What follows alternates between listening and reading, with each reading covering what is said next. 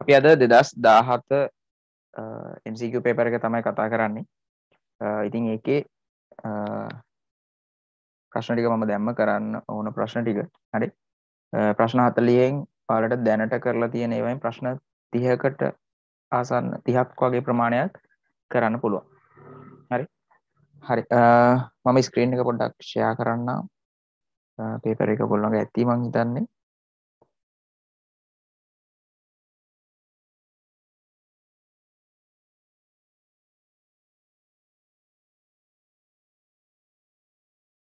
හරි. පළවෙනි ප්‍රශ්නය 0.1.11 දෙකේ පාදයේ සංඛ්‍යාවක් දීලා තිනවා. ද්විමේ සංඛ්‍යාවට තුල්‍ය දශමයේ සංඛ්‍යාව කුමක්ද? හරි. ඉතින් හරිම ලේසි.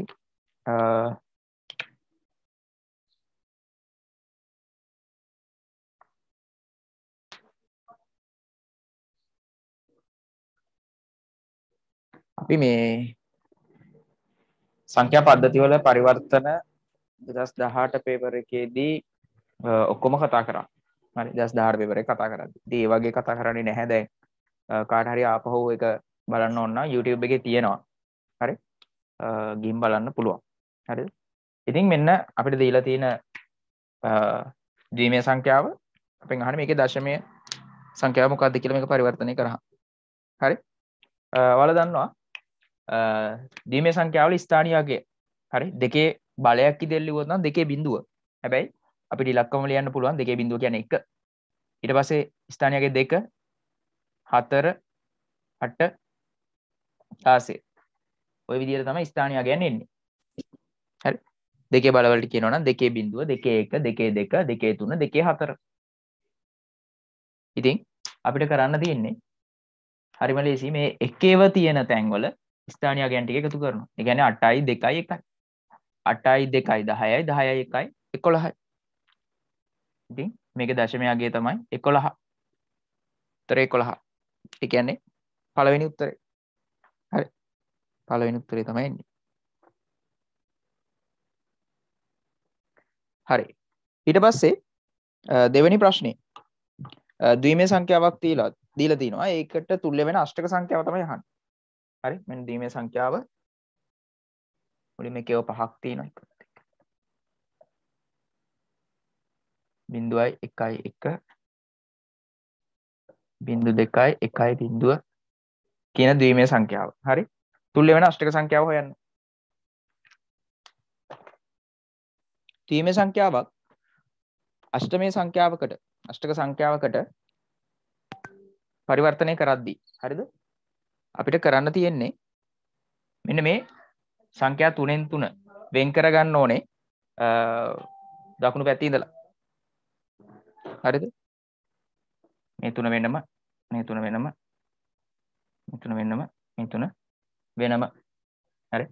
ඔය විදිහට වෙන් කරගත්තාම අපිට ලැබෙනවා 0.1 හරි. 0.1 කියන්නේ මේකේ ස්ථානීය අගයන් ගත්තොත් එහෙම 1 2 4. එහෙනම් මේ තියෙන 2.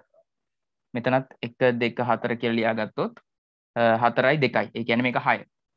මෙතනත් 1 2 4 මේකම තමයි තියෙන්නේ. ඒ කියන්නේ 6. හරි. මෙතන එකේව 3ක් තියෙනවා. එකේව 3ක් කියන්නේ 1යි 2යි 4යි එකතු වෙනවා. හරි. ඒ කියන්නේ 7. එහෙනම් අපිට උත්තරය ලැබෙනවා 7යි 6යි 6යි 2යි 8 පාදේ. හරි.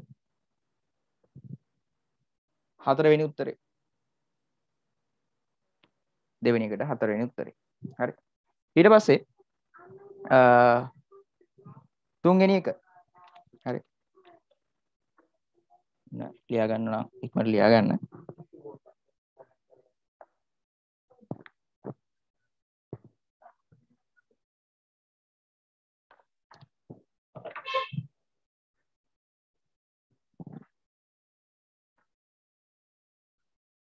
හරි. ඊළඟ කියනවා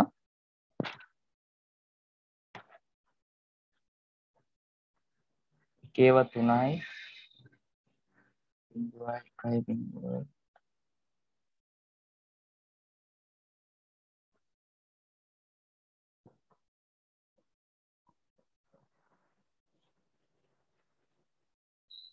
හරි. ෂඩ් දශමයේ සංඛ්‍යාව මොකක්ද කියලා අහන්නේ මේ සංඛ්‍යාවට තුල්‍ය.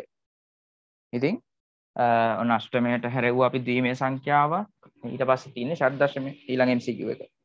ඉතින් මේකෙදි කරන්න තියෙන්නේ ෂඩ් දශමයේ වලදී හරි අපි අර ක්‍රමයේම තමයි වෙනසකට තියෙන්නේ බිටු 4න් 4 නැත්නම් මේ සංඛ්‍යා 4න් 4 තමයි අපි මේක වෙන් කර ගන්න ඕනේ. හරිද? ඉතින් මෙන්න 4යි 4යි 4යි. අන්තිමට එක සංඛ්‍යාවයි ඉතුරු වෙන්නේ. ඉතින් එකක් කියන්නේ බිංදු 3ක් එනවා ඉස්සරහට. හරි. ස්ථානීය අගයන් දැම්මොත් එහෙනම් මේකේ 1 2 4 8 ඔය විදිහට තමයි එන්නේ. හරි. දැන් ඔක පොඩ්ඩක් කොහොමද දාන්න නැතුව තමයි හිතෙන්ම කරගන්න පුළුවන් වෙන්න ඕනේ. හරි. 8යි 2යි. මෙතනට එනවා 10යි. ඊට පස්සේ මෙන්න 1 2 4 8 1යි 2යි ඒ කියන්නේ මෙතන 3යි. 1 2 4 8 4ටයි 2ටයි තමයි තියෙන්නේ එහෙනම් 6. 1 2 4 8 හරි 8යි 4යි 12යි 12යි 1යි 13යි. ඊට පස්සේ තියෙන 1. 1 කියන්නේ ඉතින් මෙතන ඉස්සරහා බිංදු 3ක් නේ තියෙන්නේ. හරි. එහෙනම් මේ තියෙන්නේ 1. ඊට පස්සේ ෂඩ් දශමයේ වලදී හරි 1 ලියනවා හැමම 13 වෙනුවට අපි දන්නවා 13 අපිට ලියන්න බෑ. ඒ වෙනුවට අපි 13ට අදාළ ඉංග්‍රීසි අක්ෂරයක් තියෙනවා. ඒක තමයි ලියන්න ඕන. A කියන්නේ 10, B කියන්නේ 11, C කියන්නේ 12, 13 කියන්නේ D. 6 හැමම ලියනවා. 3 හැමම ලියනවා. ආපහු 10 තියෙනවා. 10 කියන්නේ A. ඉතින් මෙන්න උත්තරේ. 1යි D 6යි 3යි A. දෙවෙනි උත්තරේ. තුන්වෙනි එකට දෙවෙනි උත්තරේ. ඊට පස්සේ ඔය යන හතරවෙනි ප්‍රශ්නෙට. හරි.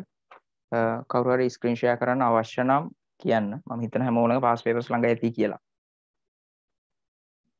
හරි. මැසේජ් එකක් දාන්න ස්ක්‍රීන් ෂෙයා කරන්න අවශ්‍ය නම්. හතරවෙනි ප්‍රශ්නය ඒකත් සංඛ්‍යා පද්ධති පාඩමෙන් තමයි දීලා තියෙන්නේ. 2යි B 16 යන්න 5යි 3 8 පාදයේ සංඛ්‍යාවට තුල්‍ය වේ කියලා කියනවා. හරි. අපිට මෙතන නිවැරදි ප්‍රකාශ තෝරන්න තමයි තියෙන්නේ. ඉතින් අපි ගත්තොත් එහෙම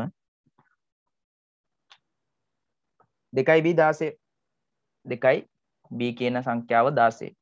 අපි මේක 8 පාදයට හරවලා බලන්න ඕනේ. 8 පාදයට හරවන්න නම් ක්‍රමවේදය තමයි ද්විමේය සංඛ්‍යාවක් බවට පරිවර්තනය කරලා ද්විමේය සංඛ්‍යාව අෂ්ටමේය සංඛ්‍යාවක් බවට පරිවර්තනය කරන එක. ඉතින් B කියන්නේ 11. හරි. B කියන්නේ 10 පාදේ 11. ඉතින් 11 ද්විමේය ලිව්වහම මතකනේ අර ස්ථානීය අගයන් එන විදිය 1 2 4 8. එහෙනම් 11 හැදෙන්නේ 8ට 1යි 2ට 1යි 1ට 1යි. එහෙනම් 1.11 11. 2 හැදෙන්නේ 2ට එකක් දානවා. එහෙනම් 0යි 2ට 1යි මෙන්න මේ විදියට. හරි.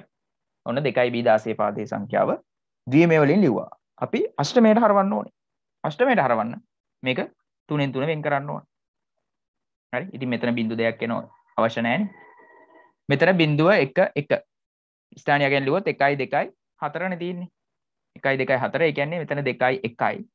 උත්තරේ 3යි. මෙතන එන්නේ 1 2 4. 4යි 1යි තමයි එකතු වෙන්නේ. එහෙනම් මෙතන 5යි. උත්තරේ 5යි 3යි 8 පාදයෙන්. ඉතින් ඒ ප්‍රකාශය හරි. හරිද? ඊට පස්සේ 43 10 පාදයෙන් දීලා තිනවා ඒක ද්විමේයට හරවන්න. හරි. ඉතින් ද්විමේයට හරවන්න ක්‍රමවේද කීපයක් තියෙනවා. තුල්‍ය වේද කියලා අහනවා. හරි. ඉතින් මේ වගේ ප්‍රශ්නයක් ආවහම නම් මේ 43 ද්විමේයට හරවනවට වඩා කාට හරි ලේසි වෙන්න පුළුවන් ද්විමේය සංඛ්‍යාව දශමයට හරවලා බලන එක. කැමති ක්‍රමයක්. හරි. 43 ඕනනම් දෙකෙන් බෙදලා ද්විමේය සංඛ්‍යාවක් බවට පරිවර්තනය කරන්න පුළුවන්. එහෙම නැත්නම් ස්ථානීය අගයන් මතක නම් දෙකෙන් බෙදන්නේ නැතුවත් ද්විමේය සංඛ්‍යාවක් බවට පරිවර්තනය කරන්න පුළුවන්. හරි. මම මුලින්ම මේ විදිහට කරන්නම්. හරි. ක්‍රම ඔක්කොගෙම කරන්නම් ඔයගොල්ලන්ට පැහැදිලි. හරි. ඔන්න පළවෙනි ප්‍රකාශය සත්‍යයි. ඒක හරි. හරි. ඊට පස්සේ ඔන්න දෙවෙනි එකේදී 43 තියෙනවානේ. 43 ඉතින් දෙකෙන් බෙදලා ගන්න පුළුවන්. හරි. දෙකෙන් බෙදනවා මෙතන 2යි 1යි ඉතුරු 1යි. දෙකෙන් බෙදනවා 10යි ඉතුරු 1යි. දෙකෙන් බෙදනවා 5යි ඉතුරු නැහැ. දෙකෙන් බෙදනවා 2යි ඉතුරු 1යි. දෙකෙන් බෙදනවා 1යි ඉතුරු නැහැ. එතකොට අපිට ලැබෙනවා 1.1 මේ පැත්තට තමයි ලියන්න ඕනේ. හරි. 1.1 1 1 කියලා ද්විමේය. හරි. එතකොට අපිට උත්තරේ බලා ගන්න පුළුවන් ආයේ. ඒ උත්තරේ නම් හරි. හරි. හැබැයි ඉතින් බෙදන එක ලේසි වෙන්නේ නැහැ මේක තව ටිකක් දිග වුණොත්. 43 නැතුව 143 හරි 243 වගේ දුන්නොත් මේ බෙදීම තව දීර්ඝ වෙනවා. එතකොට මේ වගේ MCQ එකකට එච්චර කාලයක් යොදවන MCQ එකකුත් නෙමෙයි මේ MCQ එකේ එක කෑල්ලක්. හරි. එච්චර කාලයක් යොදවන එක අපරාධයක් වෙලාව. හරි. ඒක නිසා කෙටියෙන් කරන විදිය තමයි. ස්ථානීය අගයන් ටික දන්නවනම් ඔයා 1 2 4 8 16 32 64 128 ඔය විදියට යන ස්ථානීය අගය දන්නවනම් 43 නේ. 43 නම් එක දාන්න පුළුවන් අපිට 32ට. ඒතර 43න් මේක හිතෙන් කරන්න පුළුවන් 32ක් අඩු කරාම අපිට ඉතුරු වෙනවා 11. හරි. එහෙනම් 32කට පස්සේ තියෙන 16 16ට බිඳුවයි. 16ට පස්සේ තියෙන 8 8ට 1යි. ඒතර 3ක් ඉතුරුයි. 4ට නෑ. 1ට 1යි. 1ට 1යි. 2ට 1යි 1ට 1යි. ඒ විදියට යන්න පුළුවන්. ඉතින් ඒ විදියට හදන ක්‍රමයක් මම කියලා දීලා තියෙනවා. හරි. මේ ස්ථානියගේ මම මතකෙන් තමයි මේ කරේ. හරි. නැත්නම් ඉතින් ස්ථානියගේ තමයි ලියා ගන්න ඕනේ. 1 2 4 8 16 32. 32ට 1 දැම්මා. එතකොට 32 11ක් ඉතුරුනා. 8ට 1යි 2ට 1යි 1ට 1යි 11යි. එතකොට උත්තරේ ලැබෙනවා. ඒක තමයි ලේසිම ක්‍රමය. හරි. එහෙම නැත්නම් ඉතින් ඔය දීලා තියෙන සංඛ්‍යාව ද්විමේකයේ මේ උඩින් ලියා ගන්නවා ස්ථානියයන් ටික. ඊට පස්සේ මේකේ එකේ වෙන තැන් ටික එකතු කරනවා 32යි 8යි 2යි 1යි. හරි. එතකොට මෙතනට එනවා අපිට 3යි. එහා පැත්තට හැක් යනවා 43යි. ද්විමේය දශමයට හරවලා උත්තරේ හරිද කියලා බලන්න පුළුවන්. තුල්ලේද කියලා අහන්නේ. හරි. එහෙනම් B උත්තරේ හරි. බෙදලා කරන්න පුළුවන්. බෙදන්නේ නැතුව ස්ථානීය අගයන් වලින් ලියන්න පුළුවන්. හරි. ඊට අමතරව ද්විමේයක දශමයට හරවලා බලන්න පුළුවන්. හරි. එහෙනම් B උත්තරේ හරි. ඊට පස්සේ එකක් තියලා තිනවා 1.1 ද්විමේය සංඛ්‍යාව අටේ පාදයේ 5යි 3ට තුල්ලේද කියලා අහනවා. හරි. ඉතින් මෙන්න බලන්න. අටේ පාදයට හරවන්න නම් කරන්න තියෙන්නේ. හරි. මෙතන 3 ගොඩවල් වලට බෙදා ගන්න. ඉතින් මෙතන එනවා 1 2 4 ගත්තොත් එහෙම මෙතන උත්තරේ 3යි. මෙතන 5 කියලා ඔයගලන්ට තේරෙන්න ඕනේ 1 2 4 4යි 1යි 5යි. 5යි 3යි. හරි. ඉතින් මෙන්න මේකේ උත්තරේ එනවා 5යි 3යි 8යි. එහෙනම් ඔය තියෙන A B C කියන හතරවෙනි ප්‍රශ්නේ A B C කියන ප්‍රකාශ තුනම නිවැරදි. හරි. ඒක නිසා උත්තරේ 4. හතරවෙනි උත්තරේ. හරි. හරි. ඉතින් ඔන්න ප්‍රශ්න 4ක් තුන සංඛ්‍යා පද්ධති පාඩමේ. හරි. ප්‍රශ්න තියෙනවා නම් මැසේජ් එකක් දාන්න හැමෝම. තමන්ට තියෙනවා නම් මොකක් හරි ගැටලුවක්. හරි. ඒ වගේම කාට හරි තාමත් සංඛ්‍යා පද්ධති පාඩම අපැහැදිලි නම් මුලින්ම YouTube එකේ පළවෙනි වීඩියෝ එක මම දා පළවෙනි වීඩියෝ එක මම හිතන්නේ 2018 පේපර් එකේ සාකච්ඡා කරපු එක. ඒකේ මම සියලුම පරිවර්තන ටික පැහැදිලි කරනවා. හරි. හරි. ඊට පස්සේ මම යනවා පස්වෙනි ප්‍රශ්නෙට. පහත සඳහන් කුමන සංනිවේදන මාධ්‍ය ආලෝකය පරාවර්තනය කිරීම මගින් දත්ත සම්ප්‍රේෂණය සිදු කරයිද?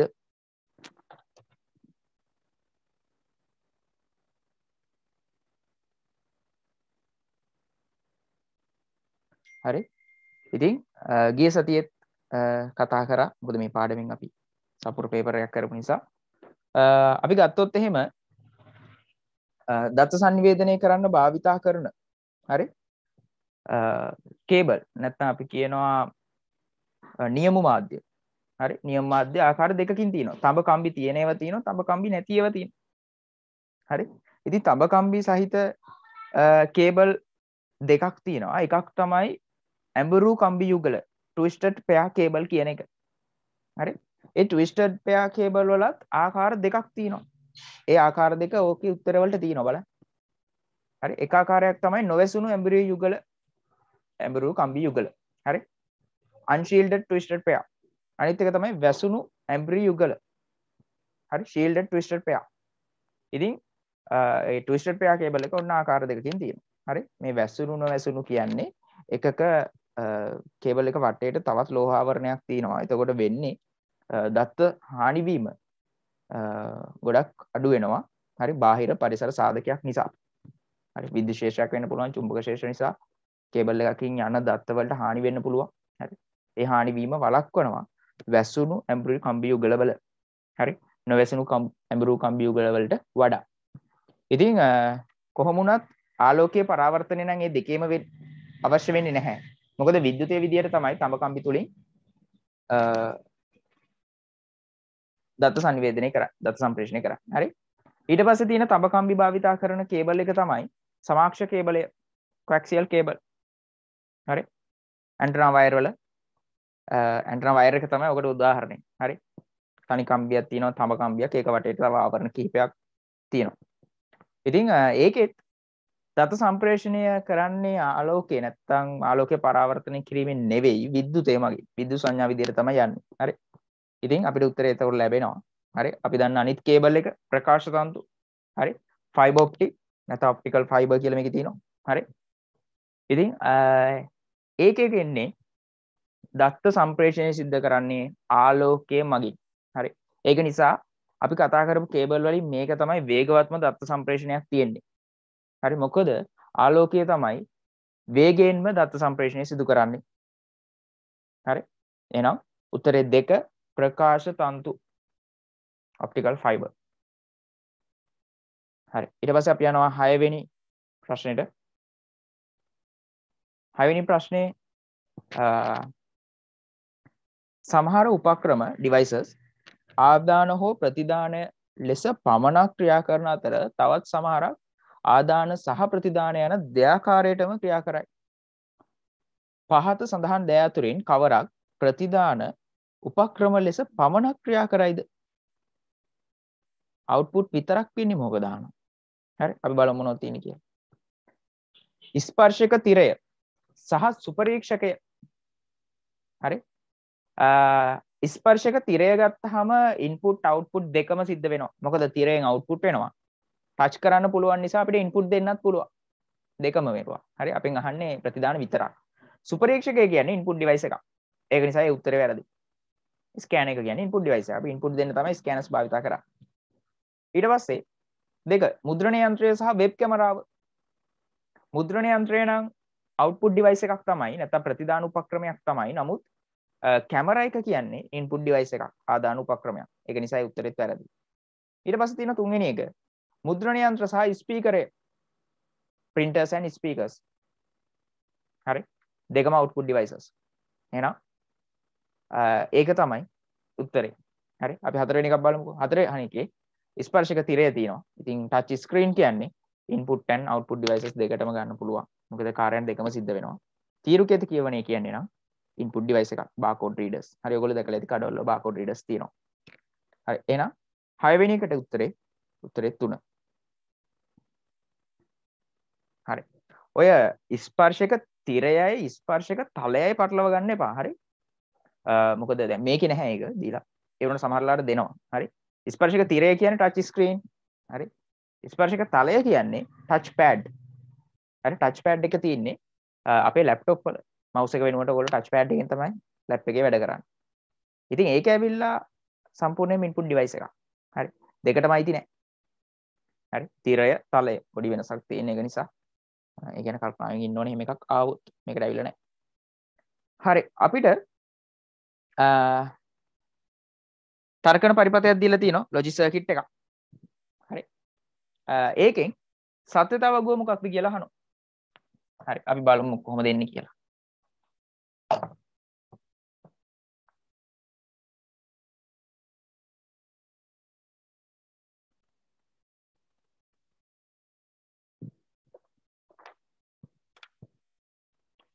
A කියලා ඉන්පුට් එකක් තියෙනවා. ඒ ඉන්පුට් එක not gate එකකින් යනවා.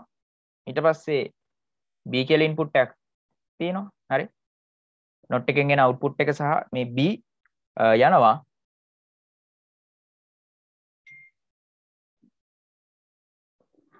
no ద్వාරයකින්. මෙතන ඉස්සරහා පොඩි බෝලයක් තියෙනවා. ඒ කියන්නේ no ద్వාරයක් මේ තියෙන්නේ. හරි. මෙන්න ප්‍රතිදානය.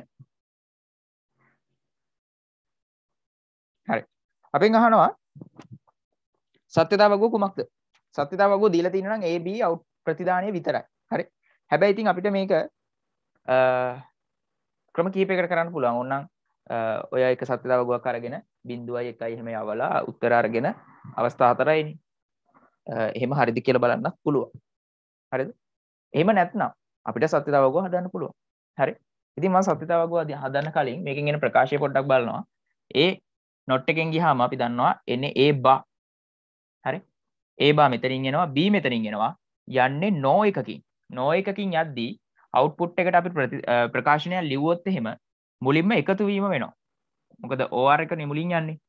එතකොට a bar plus b. ඊට පස්සේ not එකෙන් යන නිසා මේකට සම්පූර්ණ bar එකක් එනවා. ඔක තමයි ප්‍රකාශනය. හරි? සත්‍ය තවගුව වැන්දොත් ab input හරි? මම a bar වෙනම ගන්නවා. ඊට පස්සේ කෙලින්ම ප්‍රතිදානය ගන්නවා. ප්‍රතිදානය ගන්න කලින් මම මෙහෙම කරනවා. මම මේකේ එකතුව වෙනම ගන්නවා. a bar plus b. ඒකේ bar එකනේ ප්‍රතිදානය. ඊට පස්සේ ප්‍රතිදානය ගන්න. ප්‍රතිදානය සමානයි a bar plus b ගේ සම්පූර්ණ bar එක. හරි? එතකොට ඔයගොල්ලන්ට දීලා තියෙන පේපර් එකේ උත්තරවල මේ කොටස් දෙක නේ. හරි? හරි.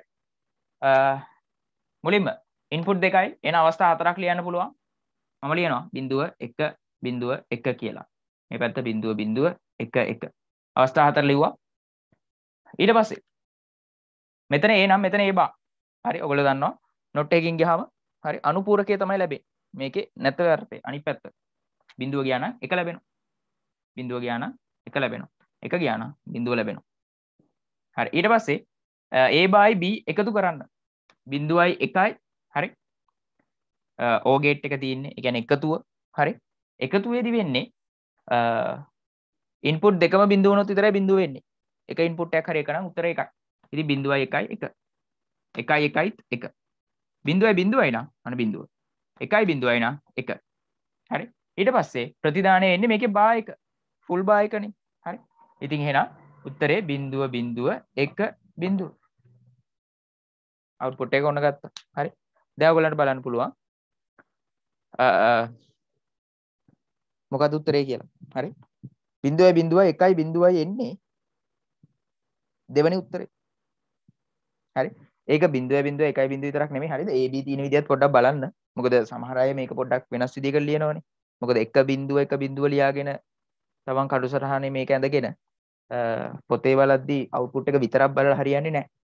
ඒ කියන්නේ පොතේ නෙමෙයි sorry පේපර් එකේ බලද්දී. හරිද? ඒක නිසා ඉන්පුට් ඒ තමන් ලියපු ඉන්පුට් වලටම මේ අදාළ අවුට්පුට් එක තියෙනවද කියලා බලන්න. ඉතින් මම ලියපු එකම තියෙනවා 2. උත්තරේ 2. හරි. මේ කොටස නැහැ ඉතින් හොඳයි. ඒ කොටස නැහැ. ඒ කොටස මම ලියුවා. හරි. ඒ කොටස ලිව්වහම ලේසි. නැත්නම් එකපාර ගන්න එක අමාරු නිසා. හරි. ඉතින් ලොකු වෙලාවක් යන එකක් නෙමෙයි මේ වැඩේ. මොකද මේ ගේට් එක ඔයගොල්ලෝ අඳින්න ඕනේ නැහැ. හරි. ඔයගොල්ලන්ට පේපර් එක දීලා තිනවා. ඔයගොල්ලෝ ප්‍රකාශය ගත්තා. මේක පොඩ්ඩක් යනලා ටක් ගාලා පොඩි වෙලාවයි. හරි. නෝට් එකක් දාගන්න අවශ්‍ය කට්ටිය නෝට් එකක් දාගන්න. හරි. ඊට පස්සේ මම යනවා 8 වෙනි ප්‍රශ්නෙට. හරි. හරි. මේ කරපු ප්‍රශ්නේ පැහැදිලිද? කො අත උස්සන්න බලන්න. කරපු ප්‍රශ්නේ පැහැදිලිද? පැහැදිලි අත උස්සන්න.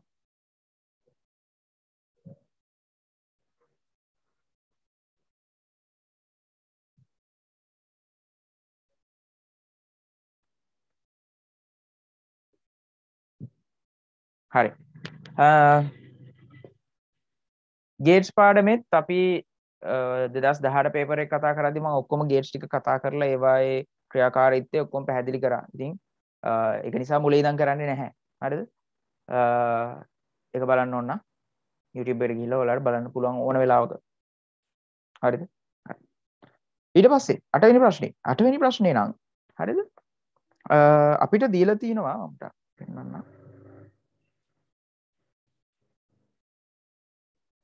8 වෙනි ප්‍රශ්නේදී අපිට දීලා තියෙනවා මුලින්ම තර්කන පරිපතයක්. හරි? ඒ පරිපතයට තුල්්‍ය වෙන. තුල්්‍ය වෙනවා කියන්නේ මේකේ දෙන ඉන්පුට් වලට අවුට්පුට් එකක් ලැබෙනවනේ. ඒවා සමාන වෙන්න ඕනේ අනිත් ගේට් වල අනිත් පරිපත වල. හරිද? ඉතින් උත්තර 4ක් දීලා තිනවා. මේක හරිද කියලා බලන ක්‍රමවේදය තමයි අපිට සත්‍යතාවගු භාවිතා කරන්න වෙනවා. ඒ අදාළ ඉන්පුට් වලට අදාළ අවුට්පුට් එනවද කියලා. හරි. ඉතින් සත්‍යතාවක අර මුලින්ම අඳිද්දි මුල් මේකේ ඇඳලා ඉතුරු ඒවයි සාමාන්‍යයෙන් ටිකක් දුරට අඳිද්දි තමයි තේරෙනවා මේකේ වැරද්දක් තියෙනවා නම් ඒක අයින් කරලා දාන්න පුළුවන් අවස්ථාවක් එනවා. හරි. හරි අපි බලමු සත්‍යතාවක් වලින් මුලින්. හරි ඊට පස්සේ මම වෙනත් ක්‍රමයක් තියෙනවද කියලා ඔයාලට කියලා දෙන්නම්. හරි. පළවෙනි එක මම පොඩ්ඩක් පොඩියට අඳිනවා මොකද මේ ඔක්කොම ටික අඳින්න අවශ්‍ය නිසා. not gate දෙකක් තියෙනවා. හරි. ඊට පස්සේ no gate එකක් තියෙනවා අපිට output එක එනවා a b. හරි. මෙන්න output එක ප්‍රතිදානය. හරි. මම මුලින්ම මේකට සත්‍යතාවකව අඳින්න. ටිකක් පොඩියට අඳිනවා. මට ඔක්කොම අඳින්න ඕන නිසා. a b මෙතනින් එනවා a bar. හරි. ඒක දන්නවනේ. මෙතන not එකෙන් ගියාම a bar වෙනවා. b not එකෙන් ගියාම b bar වෙනවා. ඒතකොට ප්‍රකාශය එනවා මේක එකතුව වෙන්නේ a bar plus b bar. හරි. ඒක නිසා සත්‍යතාවක වෙන්නේ a b මම a bar වෙනම ගන්නවා b bar වෙනම ගන්නවා a bar plus b bar.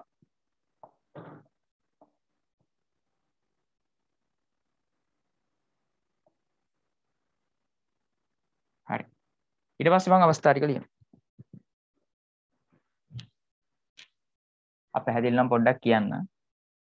බිඳුව 1 බිඳුව 1 බිඳුව බිඳුව 1 1 a bar කියන්නේ ඒගේ අනුපූරක කියන අනිත් පැත්ත. එතකොට එනවා 1 1 බිඳුව බිඳුව කියලා. b bar කියන්නේ b ගේ අනිත් පැත්ත. එතකොට බිඳුව නම් 1 1 නම් බිඳුව 1 බිඳුව. හරි.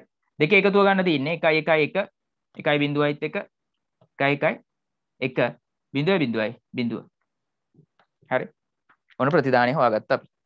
එන විදිය. හරි. දැන් බලමු ඉතිරි පරිපත. හරි. ඉතිරි පරිපත ඊළඟ පරිපතේ ගත්තොත් මුලින්ම එකට උත්තරේ තියෙන්නේ අපිට NAND එකක්. හරි. ඉතින් ඔයගොල්ලන්ට මෙහෙමයි NAND එක මුලින්ම තමන් මේක අයින් කරනවද නැද්ද කියලා තීරණය කරන්න පුළුවන් ඉතින්. තමන්ට මතක නම්. හරි. බලමුකෝ. A B ප්‍රතිදානය. හරි. ප්‍රතිදානය මම කෙලින්ම ප්‍රතිදානය කියලා. හරි.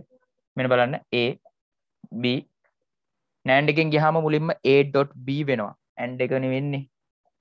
ඊට පස්සේ a.b ගේ සම්පූර්ණ බාහිර එක තමයි අපිට ලැබෙන්නේ. හරි. බලමු අපිට මේකට සත්‍යතාවක් ගන්න. හරි.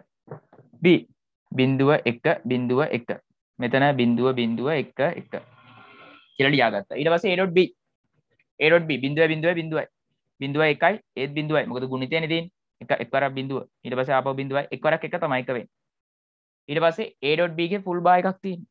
එහෙනම් මේකේ අනිත් පැත්ත එකේව තුනක් බිඳු තුනක් කියන්නේ එකේව තුනක් වෙනවා. එක කියන්නේ බිඳුව වෙනවා. මාරඩේ කියන්නේ මෙතනින් එහාට අඳින්න ඕනේ නැහැ හරන. ඒ උත්තරය ආවනේ. බලන්න. මේ අවුට්පුට් එකම තමයි මේකේ තියෙන්නේ. හරි. AB ඉන්පුට් වලට හරි. එකම අවුට්පුට් එක එනවනම් මේ පරිපත දෙක තුල්ලයි. බෑ. එකේ තුනයි බිඳුව. එකේ තුනයි බිඳුව. පරිපත තුන තුල්ලේ වුණා. හරිද? ඒ පරිපත දෙක තුල්ලයි. ඉතින් උත්තරේ ඒක හරිද? අනිත් ඒවා දැන් ඉතින් හැම දාමම එහෙම වෙන්නේ නැහැ නේද?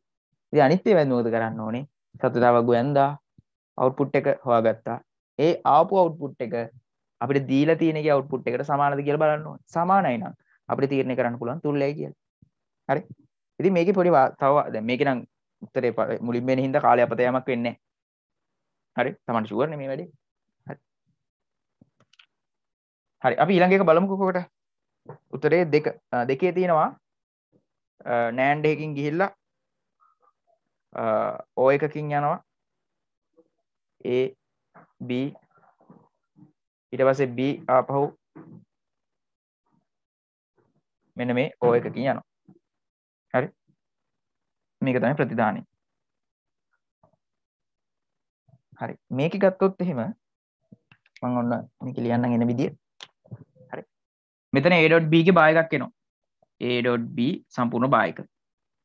මෙතන a.b b යනවා. එකතු වීමක් නෙවෙන්නේ. එතකොට අපිට ලැබෙනවා මම ප්‍රකාශය කෙලින්ම ලියන්න. හරි. සත්‍යතාවක් ගොයන්දොත් a b a.b a.b ගේ බා ඊට පස්සේ මේ දෙකේ එකතුව a.b ගේ බා එක plus b ඔය විදිහට තමයි අපිට මේකේ සත්‍යතාවක ලැබෙන්නේ. හරි බලමු.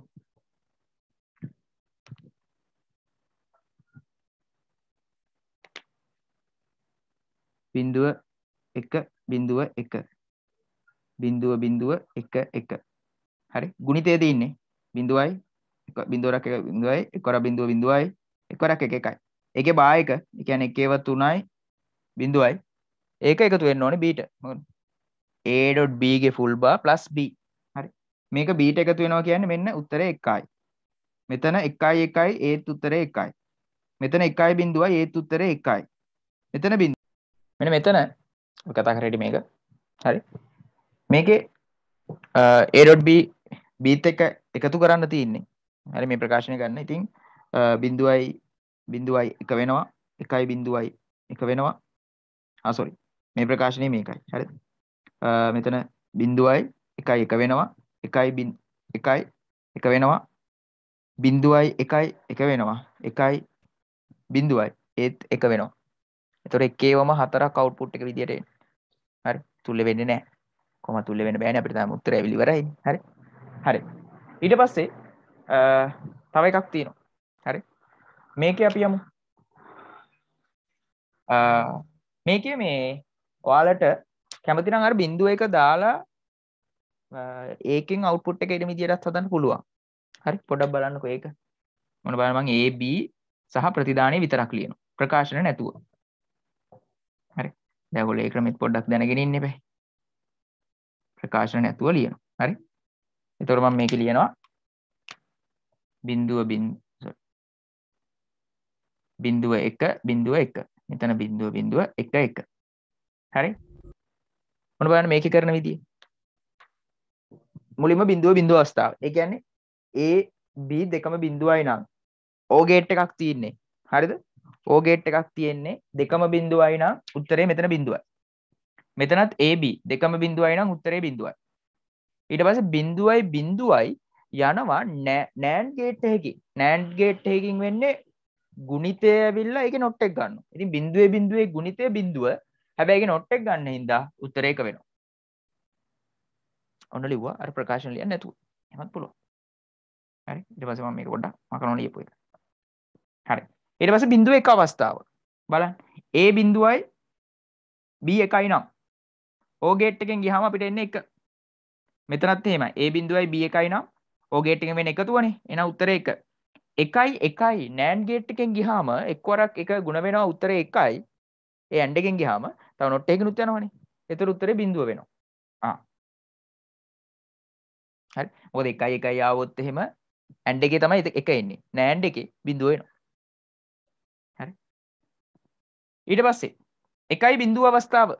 දැන් ඔයගොල්ලන්ට තේරෙනවනේ 1යි බිඳුව ආවොත් එහෙම අරකම තමයි එන්නේ. හේතුව AB වල මාරු වෙනවා විතරයිනේ. ඉතින් මේකේ O ගේට් එකක් තියෙන්නේ. ඒතර 1යි බිඳුවයි කියන්නේ මේකත් 1යි. 1යි බිඳුවයි කියන්නේ මේකත් 1යි. 1යි 1යි කියන්නේ ආපහු අර විදිහටම බිඳුවයි. හරි. ඊට පස්සේ 1යි 1 අවස්ථාව. දෙකම 1යි නම් කොහොමත් 1.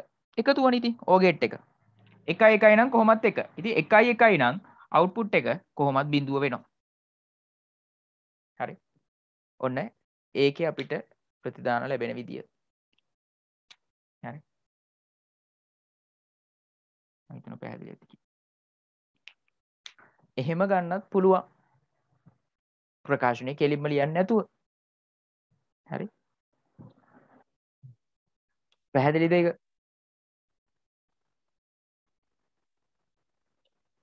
කොහොම පැහැදිලිද උසන්? ඒ කරපු වැඩේ.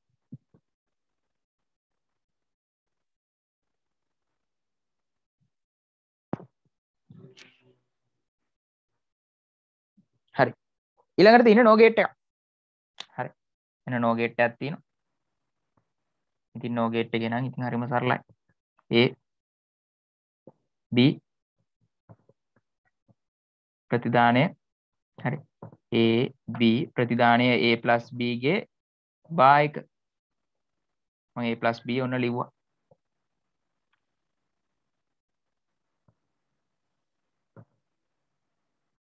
හරි. එතකොට අපිට ලැබෙනවා මේක ලියනවා 0.1 0.1 0.1 ගුණ එකතුව මුලින්ම 0යි එකතුව කියන්නේ ඉතින් 0.2 අවස්ථාව විතරයි 0 වෙන්නේ. හරි. ඒකේ ෆුල් බාර් එක කියන්නේ මේක අනිත් පැත්ත. එහෙනම් 1.3යි.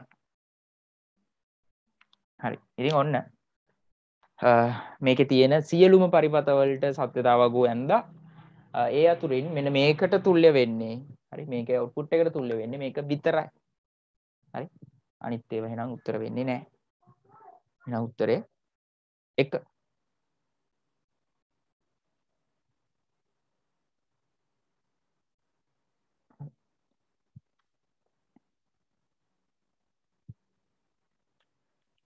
ඔය විදිහට තමයි අපිට කරන්න පුළුවන්. හරි. මේකේ මෙහෙම දෙයක් තියෙනවා. දැන් මේ සම්පූර්ණයෙන්ම අදින්න නැතුව මෙන්න මේ දෙකේ නම් හරි. සාමාන්‍යයෙන් දෙවෙනි පියවරට යනකොට වැඩේ අහු වෙනවා. ඇයි? මේකේ 1.3යි බිඳුවනේ එන්නේ. එතකොට මේකේ නම් මුල් පියවරෙත් එක්ක එනවා, මේ පියවරෙත් එක්ක එනවා, මේ පියවරෙත් එක්ක වෙනවා. මේක එක වුණාම තමයි වැරදි කියලා තේරෙන්නේ. හරි. එතකොට මේක සම්පූර්ණයෙන්ම අදින්න වෙනවා. හරි. මේකේ දෙවෙනි පියවරට එද්දිම තේරෙනවා. මෙතන 0.1යි ගිහිල්ලා අවුට්පුට් එක 1 එද්දි මෙතන 0.1යි ගිහිල්ලා අවුට්පුට් එක 0 වෙනවා. එහෙනම් ඊටු ටික කරන්න ඕනේ නැහැ. ඒක වැරදි. සම්පූර්ණයෙන්ම අදින්න ඕනේ නැහැ. හරි. මෙතනත් එහෙමයි. හරි.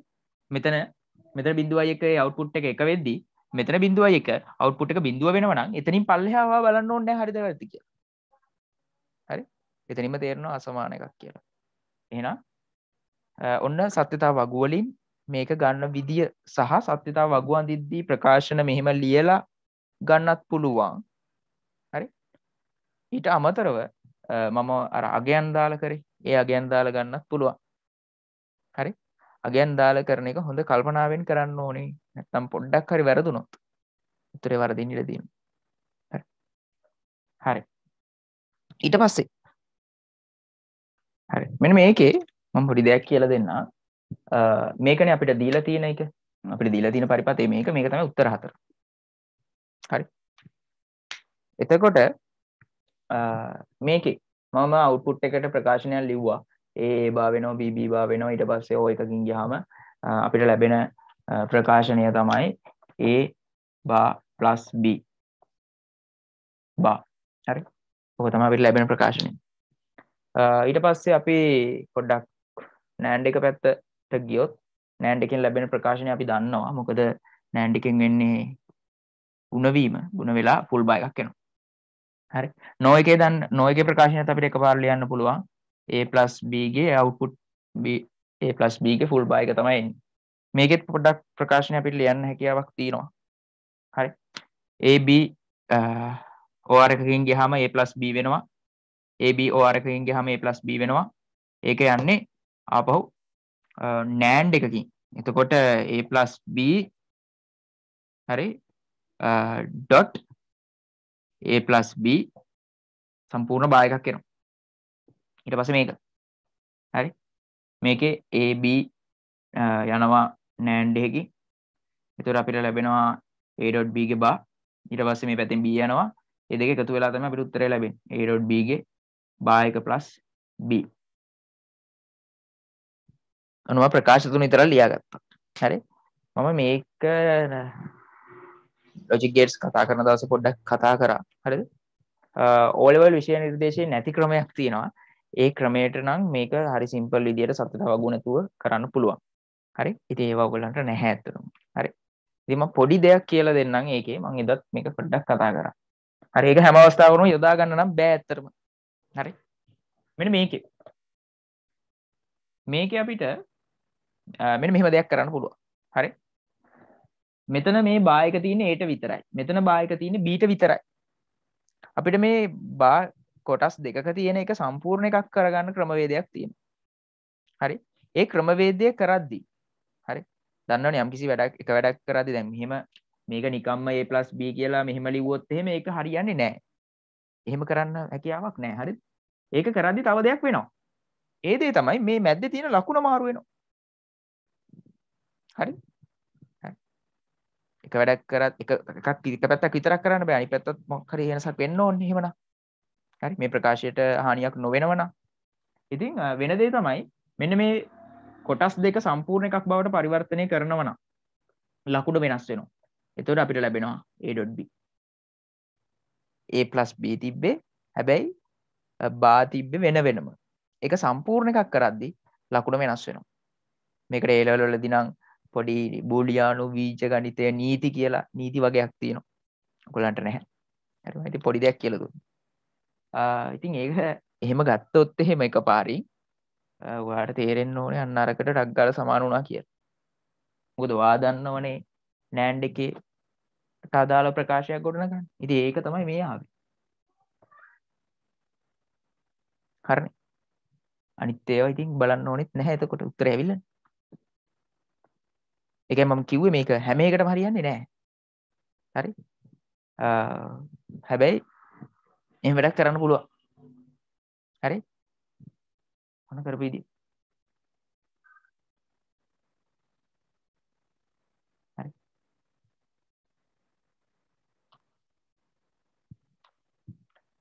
මේ ප්‍රකාශන සුළු කර කර තව පොඩ්ඩක් බලන්න පුළුවන් ඕන. හරි. ඒ වුණාට ඒ සුළු කිරීම ඔයාලට නැහැ. ඒක නිසා ඔයගොල්ලන්ට තියෙන ක්‍රමවේදයට අනුව සත්‍යතාව වගු ඇඳලා තමයි බලන්න වෙන්නේ. හැබැයි මේ වගේ අවස්ථාව මේකම ආව කියන්නකෝ. නැත්නම් මේක අනිත් පැත්ත ආව කියන්නකෝ. හරි? මේක අනිත් පැත්ත කියන්නේ මේක දෙනවා. අපිට තුල්ල වෙන එකට මේ හතර දෙනවා. හරි? එතකොට දැන් මෙතන මේ වගේ අවස්ථාවක් ගත්තොත් මේක මේ ෆුල් බාර් එක බෙදන්නත් පුළුවන්. හරි?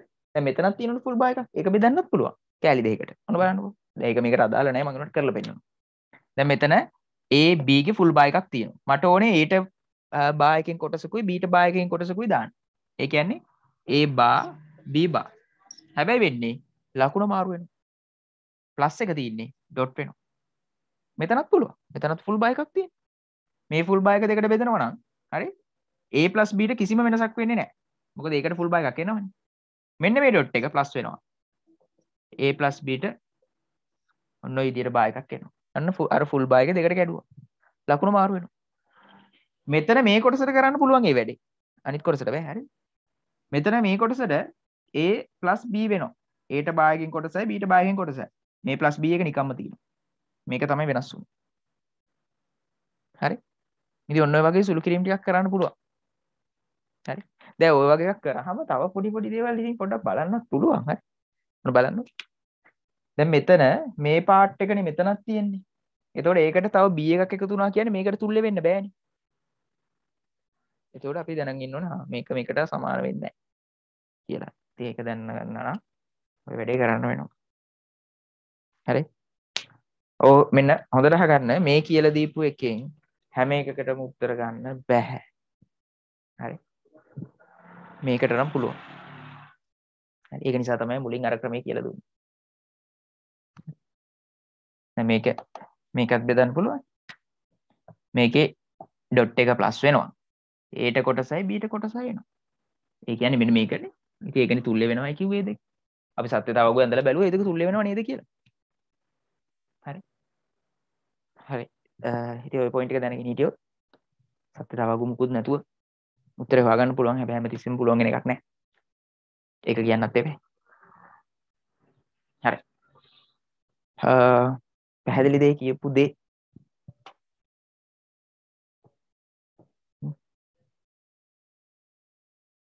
කො පැහැදිලි අතුස.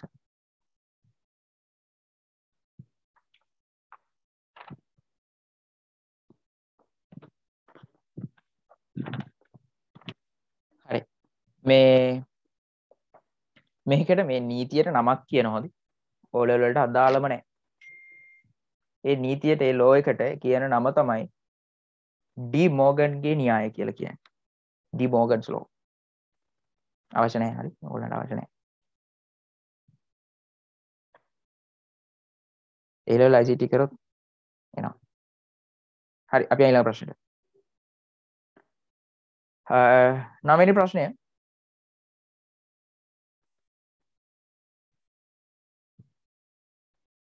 පාසඳන් වගන්ති සලකා බලන්න A B C කියලා වගන් තුනක් තියෙනවා. ඒවයින් අහන්නේ ඉහත සඳහන් ඒවායින් මෙහෙයුම් පද්ධතියක මූලික කාර්ය වන්නේ මූලික කාර්ය මොකක්ද කියලා අහන්න. පළවෙනි එක දෘඩාංග කළමනාකරණය.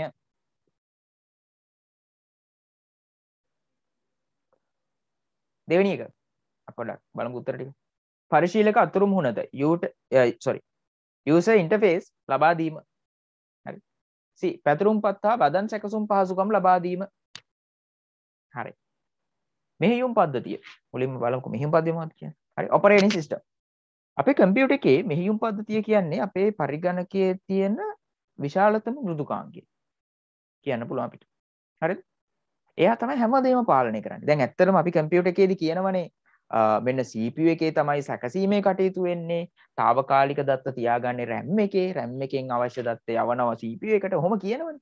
හැබැයි කිව්වට මේ හાર્ඩ්වෙයානේ. ඒතකොට ඕක හાર્ඩ්වෙයා එකක් වුණාට ඕක කරන්න කවුරු හරි ඉන්න එපා. හරි? දැන් අපි ගත්තොත් එහෙම මේ අපි කියනවා අපේ ශරීරයේ කොටස් කිව්වහම නේද? හරි? මෙන්න මොනවාද? පෙනහළු තියෙනවා. පෙනහළු වලට ඔක්සිජන් එනවා. ඔක්සිජන් මේ උරාගෙන මේ ලේ වලට දෙනවා. ඊට පස්සේ මේ එහෙම කියනවනේ. හැබැයි කියන්නේ මේ ඒ අදාළ කොටසෙන් වෙන වැඩේ. හැබැයි ඒක කරන්න කවුරු හරි ඉන්නත් ඕනේ. දැන් අපේ ශරීරයේ ඒක කරන්නේ අපිට තියෙනවනේ පණ හරි ආත්මය හරි මොකක් හරි එකක්. හරි. අනේ ඒක තමයි ඒක කරන්නේ. හරි. ඒතර මොලයත් එක්ක සම්බන්ධ වෙලා ඒ වැඩේ කරනවා. හරිද? නැත්නම් මැරිච්ච මිනිහෙක්ටත් heart එකයි ඔය කියන පෙනහළු ඔය කියන දෘඩාංග ටික ඔක්කොම තියෙනවා. එහෙම තිබ්බ කියලා එයා වැඩ කරන්නේ නැහැ. හරි. ඒ වගේ කම්පියුටර් එකේ ඔය කියන CPU RAM ඔක්කොම තිබුණා කියලා වැඩ කරන්නේ නැහැ. හරිද? ඒක ක්‍රියාත්මක කරවන්න කෙනෙක් ඉන්න ඕනේ. ඉතින් එයා තමයි මෙහෙයුම් පද්ධතිය. ඉතින් මෙහෙයුම් පද්ධතිය පාඩම තියෙනවා. ඒක අපි කතා කරන ඔය ඔක්කොම ටික. හරිද? දෘඩාංග කළමනාකරණය. ඉතින් පරිගණකයේ තියෙන දෘඩාංග සියලුම දේවල් කළමනාකර ගන්න මෙහෙයුම් පද්ධතිය. හරි. CPU එකට අවශ්‍ය දත්ත RAM එකකින් අරගෙන යන්නේ මෙහෙයුම් පද්ධතිය. මෙහෙයුම් පද්ධතිය අවශ්‍ය විදිහට තමයි අරගෙන යන්නේ. නැත්නම් RAM එකට බැහැනේ. හරි. RAM එක කියන්නේ මේ දෘඩාංග කොටසක් නේ. ඒක කරවන්නේ මෙහෙයුම් පද්ධතිය මගින්. හරි. සැකසීමේ කටයුතු කරන්නේ කෑෂ් මෙමරි භාවිතා කරන්න. ROM එක හරි. ඔය ඔන් වෙන කාර්යයේදී අදාළ කටයුතු කරන්න තමයි අර BIOS කියන එක භාවිතා කරන්නේ. BIOS එක පස්සේ කම්පියුටර් ඔන් වෙනවනේ. හරි. BIOS ප්‍රෝග්‍රෑම් එක ඕනේ ඔන් වෙන අවස්ථාවට. ඊට පස්සේ සම්පූර්ණයෙන්ම මෙහෙයුම් පද්ධතියෙන් තමයි අපි පරිගණකයේ සියලුම වැඩ කටයුතු කරන්නේ. හරි. ඉතින් ඔයගොල්ලෝ ඒක දන්නවා. ඒක නිසා දෘඩාංග කළමනාකරණය ඇවිල්ලා මෙහෙයුම් පද්ධතියේ ප්‍රධාන කාර්යයක්. හරි. පරිශීලක අතුරු මුහුණත් ලබා දීම මෙහෙයුම් පද්ධතියක ප්‍රධාන කාර්යයක්. පරිශීලක අතුරු මුහුණත් කියන්නේ අපි පරිගණකයේ අතර සම්බන්ධ වෙන්නේ ඔය පරිගණක තිරයෙන් පේන දේවල් වලින්නේ. ඉතින් මේ පේන දේවල් ඒ විදියට හදලා දෙන්නේ මෙන්න මේ කියන පරිශීලක අතුරු මුහුණත් මගින්. ඒක කරන්නේ මෙහෙයුම් පද්ධතිය මගින්.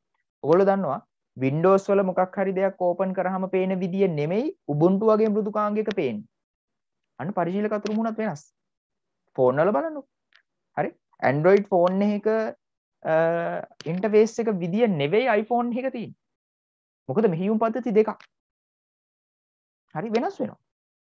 ඉතින් අන්න මෙහෙයුම් පද්ධතියෙන් තමයි අපිට user interface දෙන්නේ. හරි? දැන් ඔයගොල්ලෝ දන්නවා Ubuntu වල එහෙම ඔය close button එකේ තියෙන පැත්තේ නෙමෙයි Windows වල තියෙන. පැති දෙක මාරු වෙලා තියෙන්නේ. ඒ විතරක් නෙමෙයි තව font වෙනස්, තියෙන දේවල් වෙනස්, වචන වෙනස්. හරි? task bar එක සාමාන්‍ය Windows වල පල්ලෙහෙන් තියෙන්නේ. හරි? Ubuntu ගත්තොත් එහෙම ගොඩක් වෙලාවට පැත්තෙන් තියෙන්නේ. ඊට පස්සේ Ubuntu විතරක් නෙමෙයි Kali Linux, Mint ඔය වගේ එක එක operating system ගියාම එක එක user interfaces තියෙනවා. හරි? සමහර ඒවා ලස්සනයි, සමහර ඒවා ටිකක් සංකීර්ණයි. හරි? ඉතින් අපි ගොඩක් භාවිතා කරන්නේ Windows. දැන් Windows වල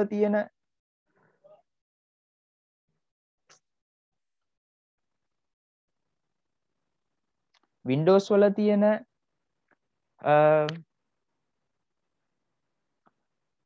එක එක versions තියෙනවනේ. හරි? ඒ versions සැලකුවහමත් ඒවයිත් වෙනස් වෙනවා. ඔයගොල්ලෝ දන්නවා 10 වල දේවල් පෙන්වන විදියට නෙමෙයි 7 වගේ එකක පෙන්නන්නේ. හරි? Windows 7 එක. මොකද පරණයි ටික. හරි? ඒ වගේ. දැන් 11 එක තව වෙනස්.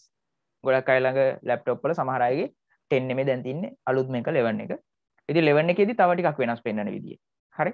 ඒ වගේ අර user interface වෙනස් වෙනවා operating system එක අනුව. ඉතින් operating system එකෙන් තමයි අතුරු මුහුණත් නැත්නම් user interface සපයන්නේ. හරි? C පැතුරුම්පත් හා වැදන් සැකසුම් පහසුකම් ලබා දීම. අපි OS එක ගැව්වහම අපේ OS එකේ මේ පැතුරුම්පත් කියන්නේ spreadsheet software. වදන් සැකසුම් කියන්නේ word processing software. හරි? spreadsheet යටතේ අපි ඉගෙන ගන්නවා අපි සාමාන්‍යයෙන් වැඩ කරන එක තමයි Excel. හරි? Microsoft සමාගමේ Excel එක.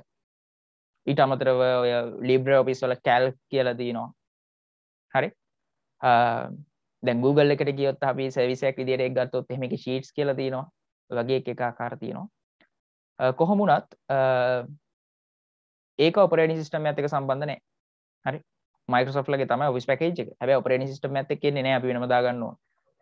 ඒතර මෙහියුම් පද්ධතිය කාර්යයක් නෙවෙයි. ඔය කියන පැතුරුම්පත් හෝ වදන් සැකසීමේ මෘදුකාංග ලබා දෙන එක. හරි. ඒක නිසා C උත්තරේ මේකේ වැරදි. ඒක මූලික කාර්යයක් නෙමෙයි ඔපරේටින් සිස්ටම් එක. එහෙනම් A සහ B උත්තර හරි. එහෙනම් 9ට උත්තරය 1 A සහ B පමණි. හරි. මෙහෙමයි මෙහියුම් පද්ධතිය මත word processing software හෝ spreadsheet software වැඩ කරනවා. නැත්නම් පැතුරුම්පත් වදන් සැකසීමේ මෘදුකාංග ඒව වැඩ කරනවා. ඒ වුණාට ඒක ලබා දෙන එක මෙහියුම් පද්ධතිය කාර්යයක් නෙවෙයි. ඒකයි මේක කියන්නේ. හරි. ඊට පස්සේ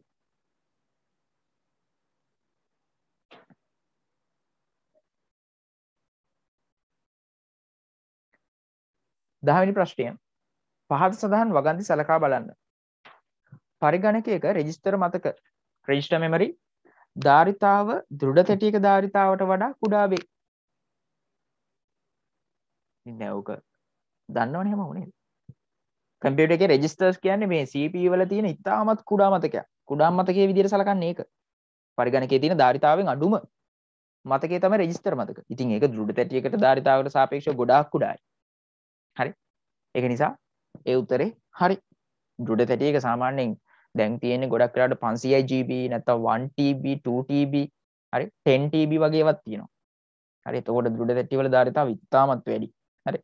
ඒක නිසා ඒ උත්තරේ හරි. B. රෙජිස්ටර් මතකයේ දත්ත ප්‍රවේශ වේගය දෘಢ තැටියේ එම වේගයට වඩා අඩු වේ. රෙජිස්ටර් මතකයේ දත්ත ප්‍රවේශ වේගය දෘಢ තැටියේ වේගයට වඩා අඩුයිලු. නෑ. වැරදි. හරි. අපි දන්න මේ මතක වලින් හරිද? ඉතාමත් වැඩිම වේගය තියෙන්නේ රෙජිස්ටර් මතක වලට. මොකද රෙජිස්ටර් මෙමරි රෙජිස්ටර් මතක තියෙන්නේ CPU එක ඇතුලේ. CPU එක ඉතාමත් ඉක්මනින් වැඩ කරනවා. ඒක නිසා එයාට ඉතාමත් ඉක්මනින් දත්ත ලබා දෙන්න ඕනේ. ඉතා වේගයෙන්. ඒක නිසා දත්ත ප්‍රවේශ වේගය access speed එක ඉතාමත් වැඩි රෙජිස්ටර් මතකේ. හරි? රෙජිස්ටර් මතකයේ තියෙන access speed එකත් එක්ක ගත්තාම දෘಢ තැටිය ඉතාමත් වේගය අඩුයි. හරි? ඉතින් ඒක නිසා උත්තරය ඒක වැරදි. හරි? මේක කියන්නේ දෘಢ තැටියකට වඩා වේගය අඩුයිලු රෙජිස්ටර් මෙමරි එකේ. උත්තරේ වැරදි. C. රෙජිස්ටර් මතකයේ දත්ත ආචායනය සඳහා බිටුවකට යන වියදම දෘಢ තැටියේ දත්ත ආචායනය සඳහා බිටුවකට යන වියදමට වඩා වැඩි වේ. හොඳට අහගන්න. රෙජිස්ටර් මෙමරි එකේ බිට් එකකට යන වියදම තියෙනවා දෘಢ තැටියක බිට් එකකට. ඒ කියන්නේ ඒක හදන්න යන පිරිවැය. හරි? ඒක තමයි වියදම. ඒ වියදම තියෙනවා. හරි? ඒක වැඩි කියලා කියනවා මේක කියන්නේ රෙජිස්ටර් මතකයේ වැඩි කියලා. රෙජිස්ටර් මතකයේ දත්තාචාරණය සඳහා බිටුවකට යන වියදම දෘಢ තැටියේ දත්තාචාරණය සඳහා බිටුවකට යන වියදමට වඩා වැඩි වේ. අනිවාර්යයෙන්ම වැඩි. හරි. රෙජිස්ටර් මතකය ඉතාමත් කුඩායි. ඒ වගේම ඉතාමත් ලොකු ප්‍රවේශ වේගයක් තියෙනවා. ඒක නිසා මොකද වෙන්නේ? මේක හදන්න යන වියදම. හරි නැත්නම් ඒක බිට් එකක් සැලකුවාම ඒකට යන වියදම ගොඩක් වැඩි. හරි. ඒ සාපේක්ෂව දෘಢ තැටිය එච්චර විලක් වෙන්නේ නැහැ. හරි. සාමාන්‍ය 1 TB වගේ වෙන hard disk එකකුත් වෙන්නේ රුපියල් සාමාන්‍ය 10000ක් ඔය ඊට අඩුවෙන් තියෙනවා. හරි. ඉතින් ඒකත් එක්ක බැලුවහම රෙජිස්ටර් මෙමරි වල තියෙන කිලෝබයිට් ගණන් වලින් අපිට රෙජිස්ටර් මෙමරි වෙනම ගන්නත් බෑ. හරි CPU එක ඇතුලේ ඉන්නේ. ඒක හදන්න ලොකු වියදමක් යනවා. ඒක නිතාමත් ඒක වැඩි කරන්නත් බැරි. හරි මෙගාබයිට් ගණන්වත් කරන්න බෑ. ඒක කිලෝබයිට් හෝ ඊට වඩා අඩුවෙන් තමයි තියෙන්නේ. හරි. ලොකු වියදමක් යනවා. මොකද ලොකු ස්පීඩ් එකක් තියෙනවා. හරි. CPU එකට ඉතාමත් වේගෙන් දත්ත දෙන්න ඕනේ. තව පොඩි පොඩි දේවල් ටිකක් තියෙනවා. කරුණු ටිකක්. ඒක නිසා ඒක ගොඩක් ලොකු කරන්න බෑ කොහොමවත්. හරි. ඉතින් මේ උත්තරේ C එකත් හරි. එහෙනම් අපිට උත්තරය ලැබෙනවා A සහ C පමණි. B එක වැරදි නිසා. A සහ C 10ට A සහ C.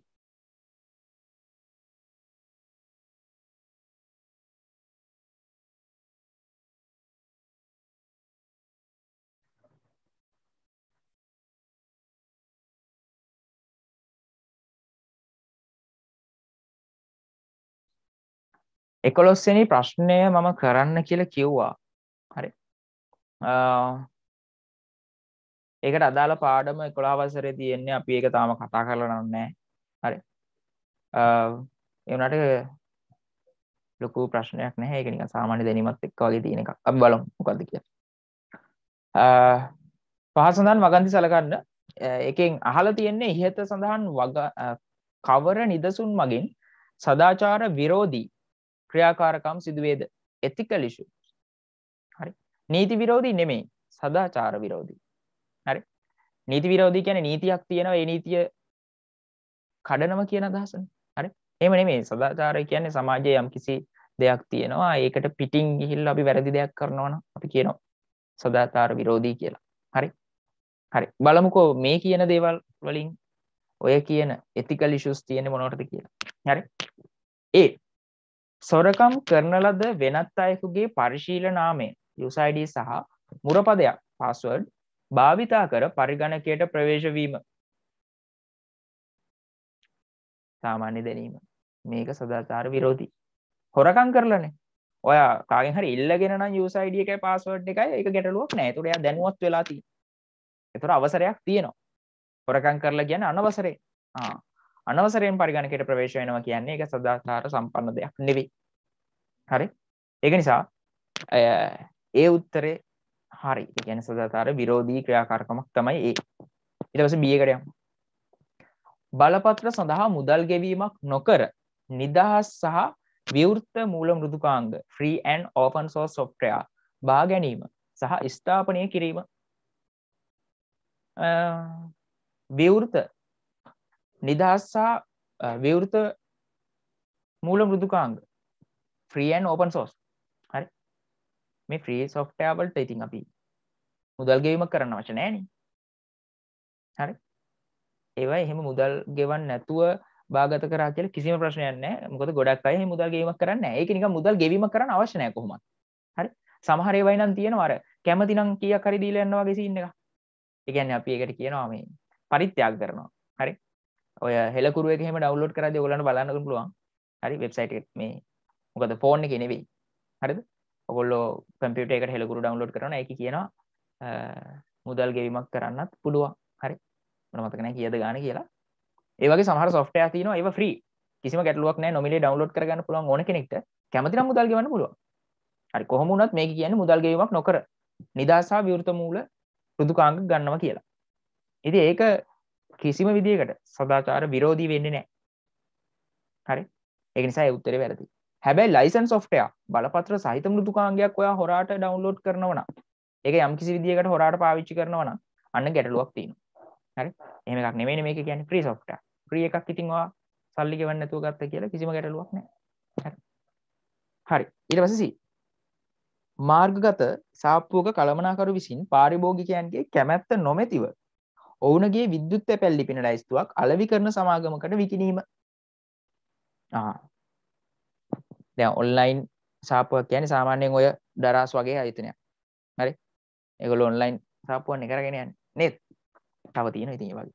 ඉතින් ඒගොල්ලෝ අපි ඒ වගේ ආයතනයකට රෙජිස්ටර් වෙද්දී අපි ඊමේල් එක දෙනවා, තව අපේ දත්ත ටිකක් දෙනවා, ඇඩ්‍රස් දෙනවා, ටෙලිෆෝන් නම්බර්ස් දෙනවා. හරි. ඒතකොට ඒවා කාට හරි අලෙවි කරන සමාගමකට විකුණනවා කියන්නේ පාර අපිට ඊමේල් එනවා ඒකට සම්බන්ධ ඇඩ්වර්ටයිස්මන්ට් වගේ. මැසේජ් එනවා. මෙන්න මේක ඔෆර් එකක් තියෙනවා අනම්මනම් ඔන්න ඔය දගේ දේවල්. හරි. ඉතින් ඒක එහෙම වෙනවා. හැබැයි ඒක සදාචාර විරෝධී දෙයක්. එහෙම කරන්න ඒගොල්ලන්ට අයිතියක් නැහැ. අපි ඒගොල්ලන්ට දත්ත දෙන්නේ අපේ අදාළ කාර්ය කරගන්න විතරයි. ඒගොල්ලන්ට බෑ ඒ දත්ත ටික වෙනත් පුද්ගලයෙක්ට ලබා දෙන්න. හරි. මේකේ කියනවා සමාගමකට විකිණීම කියලා. ඒ කියන්නේ දත්ත දීලා ඒගොල්ලෝ සල්ලි ගන්නවා. හරි. ඉතින් ඒක ගොඩක් ප්‍රශ්නයක් තියෙන වැඩක්. කියන්නේ සදාචාර විරෝධී වැඩක්. ethical issue එකක් තියෙනවා ඒකේ. හරි. ඒක නිසා මේ දීලා තියෙන නිදසුන් වලින් අපිට A සහ C කියන දේවල් දෙකම ගන්න පුළුවන් ethical issues විදියට. එහෙනම් උත්තරය 3 A සහ C මගින් පමණි. හරි. උත්තරය 3 A සහ C මගින් පමණි. හරි.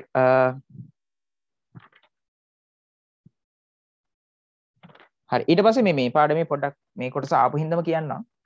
මේ දවස්වල ඔයගොල්ලෝ දැකලා ඇති මේ ගොඩක් වෙලාවට මම දැක්ක අර මේ මං geek student group එකේ ඉන්න අය දන්නවා. හරි. ඒ group එකට මේ දවස්වල ළමයි දානවා මේ link එකක්. මොකද්ද laptop වගේක් දෙනවා කියලා. එහෙම link එකක් දාලා තිබ්බා. කලින් අර මේ fuel pass එක, ඒ කියන්නේ තෙල් ගන්න pass එක හදන එකේ වෙන link එකක් යනවා. අර fuel pass gov.lk කියලා නේ ඔකේ website එක original එක. ඒක නෙමෙයි මේ තව එකක් යනවා වෙන එකක්. හරි ඒක බොරු එකක්. හරිද? ඉතින් දැන් මේ වගේ මැසේජ් වලින් හරි WhatsApp හරි වෙන ක්‍රමයකින් ඔය වගේ දේවල් ගියාම ඒගොල්ලෝ link සාමාන්‍යයෙන් දැන් ලැප් එකක් ළමයෙක්ට දෙනවා ළමයා රෙජිස්ටර් වෙන්න කොහම ඉතින් අම්මලා ටක් ගාලා මොකද කරන්නේ? ඒක රෙජිස්ටර් වෙනවා. රෙජිස්ටර් වෙනකොට මොකද වෙන්නේ? ඔයාලගේ දත්ත දෙනවා ඔයගොල්ලෝ. නම දෙනවා හරි ඊට පස්සේ ටෙලිෆෝන් නම්බර්ස් දෙනවා, ඊමේල් දෙනවා, ඇඩ්‍රස් දෙනවා. හරි. ඒතකොට මොකද කරන්නේ? ඒගොල්ලෝ ඒ දත්ත ටික එකතු කරනවා. එකතු කරලා අර දැන් අපි කතා කරපු දේ වගේම කාගේ හරි සමාගමකට විකුණනවා. හරි? ඔයාලගේ දත්ත. ඉතින් ඒක නිසා තමයි ඒවලට අහුවෙන්න එපා කියලා කියන්නේ ස්පෑම් කියලා අපි කියනකොට. ඒවෙන් කරන්නේ දත්ත ටික එකතු කරන එක. ඊට වඩා තව ප්‍රශ්න ඇති වෙන දේවල් කරන්නත් පුළුවන්. හරි. කොහොම වුණත් දත්ත එකතු කිරීම තමයි වැඩිම සිද්ධ වෙන්නේ. හරි ඔයගොල්ලෝ දැකලා ඉතින් ඔයගොල්ලෝ ෆෝන් වලට එක එක සමාගම් වලින් එක එක ඔෆර්ස් සම්බන්ධ දේවල් මැසේජස් එනවා. සෑහෙන්න එනවනම් ඒ හේතුව තමයි අර විදියට ඔයාගේ ටෙලිෆෝන් නම්බර් එක මොකක් හරි ක්‍රමයකින් කාගේ හරි අතරපත් වෙලා එයා ඒක යම් කිසි අලෙවිකරන සමාගමකට විකුණලා තියෙනවා මාකටිං වැඩකට. හරි. ඉතින් මොකද වෙන්නේ? මැසේජස් එනවා. එක එක සමාගම් වලින් මෙන්න මේ ඔෆර් එකක් තියෙනවා. මෙන්න මේ දවසේ නැත්නම් තෑග්ගක් දීලා තියෙනවා. හරි. ඊට පස්සේ ගැටලු ගොඩක්. හරි. ඒකේ සාමාන්‍යයෙන් ඉතින් ඔය විදියට දත්ත කවුරු හරි වගේ අරගෙන ඒක විකුණලා වාට මැසේජ් වගේ එනම නම් ලොකු ගැටලුවක් නෑ ඉතින්. හරි ඉන්බොක්ස් එකට ඉතින් මැසේජ් එකක් ආව කියලා ලොකු ගැටලුවක් නෑනේ. හැබැයි ප්‍රශ්නේ තියෙන්නේ සමහර වෙලාවට එනවා ඊට වඩා අපිට හානිදායක වෙන දේවල්. හරි. සමහර දේවල් තමයි ඊමේල් වලින් එහෙම එනවා. ඊට පස්සේ ඇවිල්ලා ඒකේ තියෙන software එකක් මොනවා හරි install කරගත්තාම අපි YouTube හරි මොනවා හරි කරනවා නම් ඒවායේ පාස්වර්ඩ් අරගෙන ඒ අදාළ දේවල් සිද්ධ වෙනවා. ඒ කියන්නේ වෛරස් එකක් එනවා. ඒ කියන්නේ අපේ කම්පියුටර්ස් වලට. හරි. ඉතින් ඒ වගේ ප්‍රශ්න ඇති වෙන්න පුළුවන්. හරි. ඊමේල් වලින් තමයි ඒක ගොඩක් වෙලාවට එන්නේ. WhatsApp වලින් නෙවෙයි. හරි. ඉතින් WhatsApp වලින් ගිහිල්ලා තමයි අපි ගොඩක් වෙලාවට ඊමේල් එක දෙන්නේ. ඒතකොට ඒගොල්ලෝ අපිට ඊමේල් එකක් එවනවා. හරි. ඊට පස්සේ ඔය මොකද iPhone එකක් දිනාගෙන තියෙනවා. ඔය වගේ වෙවනවා. ඒ වගේ වට එවුවට පස්සේ ඒගොල්ලෝ ඒක ෆිල් කරාට පස්සේ ඔයගොල්ලෝ නම්බර් එකට කෝල් එකක් දෙනවා. කෝල් එකක් දීලා කියනවා අපි මේ දැන් දන්නවනේ ෆිල් කරා කියන්නේ බාගෙට ඇඳිලා ඉන්නේ. හරි. ඒතකොට ඒගොල්ලෝ දන්නවා හා ගොඩ දාගන්න පුළුවන් දැන්. මොකද කරන්නේ? මේ හොරු හරිද? ඒතකොට ඒගොල්ලෝ මොකද කරන්නේ? කෝල් එකක් දෙනවා. අර ටිකක් මොඩර්න් විදිය හොරු. හරි. ඒගොල්ලෝ කරන්නේ මොකද? කෝල් එකක් දීලා. කෝල් එකක් දීලා කියනවා මෙහෙමයි ඔයාගේ iPhone එක ඇවිල්ලා තින්නේ. හැබැයි අපිට කුරියර් කරන්න මේකට යම්කිසි ගාණක් ඕන වෙනවා. මේක මේ රටක ඉඳලා එන්නේ. ඒක නිසා ඔයගොල්ලෝ ඒ කුරියර් කරන්න ගාන අපිට දෙන්න විදියක් නැහැ. හරි. ඔයගොල්ලෝ ඒ සල්ලි දාන්න කියලා කියනවා. හරි. ඒගොල්ලෝ account number එකක් දෙනවා. account number එකට දාන්න කියලා කියනවා. රුපියල් 5000ක් 10000ක් 20000ක්. ඉතින් iPhone එකක් සාමාන්‍ය ලක්ෂ 2ක විතර ලක්ෂ 2ක 3ක විතර iPhone එකක් එනවා කිව්වහම රුපියල් 5000ක් 20000ක් කියන්නේ ලොකු දෙයක් නෙවෙයි කියලා. මොකද කරන්නේ? මේ මිනිස්සු ගිහලා දානවා. දානවා එහෙමම ඉවරයි ඉතින් එතන. ආයෙ අර ෆෝන් වැඩ කරන්නෙත් නැහැ. පොලිසියකට ගියාට වැඩක් වෙන්නෙත් නැහැ ලොකුවට. හොයන්න බෑ. පොලිසිය වලින් හොයන්නෙත් නැහැ ඕව වැඩි. හරි. මොකද පොලිසිය ওই තාක්ෂණය සම්බන්ධව හොරකමක් වුණාම හරි අමාරුයි හොයන්න ඒගොල්ලන්ට. ඉතින් ඔයානේ අන්ද දාලා තියෙන්නේ. හරි. ඉතින් ඒක නිසා ඒ වගේ වැඩවලට අහු වෙන්න එපා. හරි. දැන් හිතන්න ඔයාට සාමාන්‍ය පාරේ යනකොට කවුරු හරි ඇවිල්ලා කියනවා මෙන්න ෆෝන් එකක් තියෙනවා. මට සල්ලි හදිස්සියකට මේක විකුණන්න ඕනේ කියලා. හරි. ඊට පස්සේ ඔයා බලනවා ෆෝන් එක හොඳයි. හරි. ගන්නවා. ඉතින් අරගෙන එයා යන්න. හරි. ටික වෙලාවක් ගියාම ෆෝන් එක ඔයාට තේරෙනවා මේක මේ හොඳ ෆෝන් එකක් නෙමෙයි මේක ලොකු ගැටලුවක් තියෙනවා බැටරි හරි මොකක් හරි ඕෆ් වෙනවා මොකක් හරි ගැටලුවක් තියෙනවා කියලා. හරි. ඒතකොට ඉතින් කරන්න දෙයක් නැහැ නේ තමන්මනේ ඉතින් මෝඩ වැඩේ කරේ. ඉතින් අරකෙත් ඒ වගේම තමයි. හරි. ගොඩක් මෝඩ වැඩ කරන මිනිස්සු ඉන්නවා හොඳ. ඒවෙන් හම්බ කරන මිනිස්සුත් ඉන්නවා ඉතින්. හරි. මොකද ලංකාවේ තියෙන නීති අනුව ගොඩක් අමාරුයි ඒ වගේව හොයන්න. හරි. මොකද ලංකාවේ මේ පොලිසිය වලින් ඔය තාක්ෂණය සම්බන්ධ දේවල් හොයන්න බැහැනේ හරි අඩුයි. හරි. ලංකාවේ තියෙන හැම එකක් හොයන්න ඒක කොළඹ තියෙන්නේ. ඒ වුණාට ඒ වයින් වැඩ හරියටම කෙරෙන්නේ නැහැ. මම දන්න විදියට. හරි. හරි. ඒක නිසා ඔන්න ethical issues මේ සම්බන්ධ මේ පාඩමක් තියෙනවා. හරි. ඒ පාඩමේදී තව දුරටත් මේ දේවල් කතා කරනවා. වැඩියෙන්ම මේක කිව්වේ ගොඩක් කටිය සෑහෙන්න යන්න දෙනවා. හරිද? මම දන්නේ මට මේ වෙනවා මේ WhatsApp වලින් එක එක links එක එක දේවල් ඉතින් මම ඉතින් අර තේරුම් ගන්න පුළුවන් කෙනෙක් නම් ඉතින් කියනවා මේක බොරු එකක් කියලා. හරි. සමහර අයට ඒක බොරු එකක් කිව්වත් ඒක තේරෙන්නේ නැහැ. හරි. එහෙම දේවල් තියෙනවා. හරි. මම යනවා 12 වෙනි ප්‍රශ්නෙට. 12 වෙනි ප්‍රශ්නය වර්ඩ් වලින් තමයි අහලා තියෙන්නේ. හරි. බලමු මොකක්ද කියලා.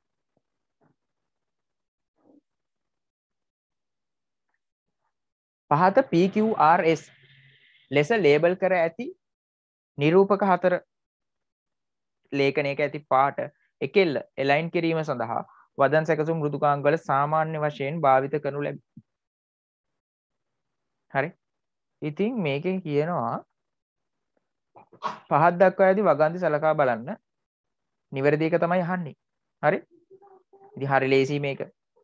මුල් එකේ බලන්න අර තියෙන ඉලි කෑලි වලින් එක සයිඩ් එකක් හරි කෙලින් තියෙනවා අනිත් පැත්ත කෙලින් නැහැනේ. කියන්නේ එක පැත්තකට වෙලා තියෙනවා කියන පේනවනේ. මේ පැත්ත තමයි වම් පැත්ත. වම් පැත්තට වෙලා තියෙන ඔක්කොම ඉලි ටික අනිත් පැත්ත එහෙම ලස්සන පිළිවෙලකට නැහැ. පිළිවෙල තියෙන්නේ වම් පැත්තේ. හරි. එහෙනම් එක කෙලින් තියෙන වම් පැත්තට. එහෙනම් මේ තියෙන වමට එකෙල්ල. හරි.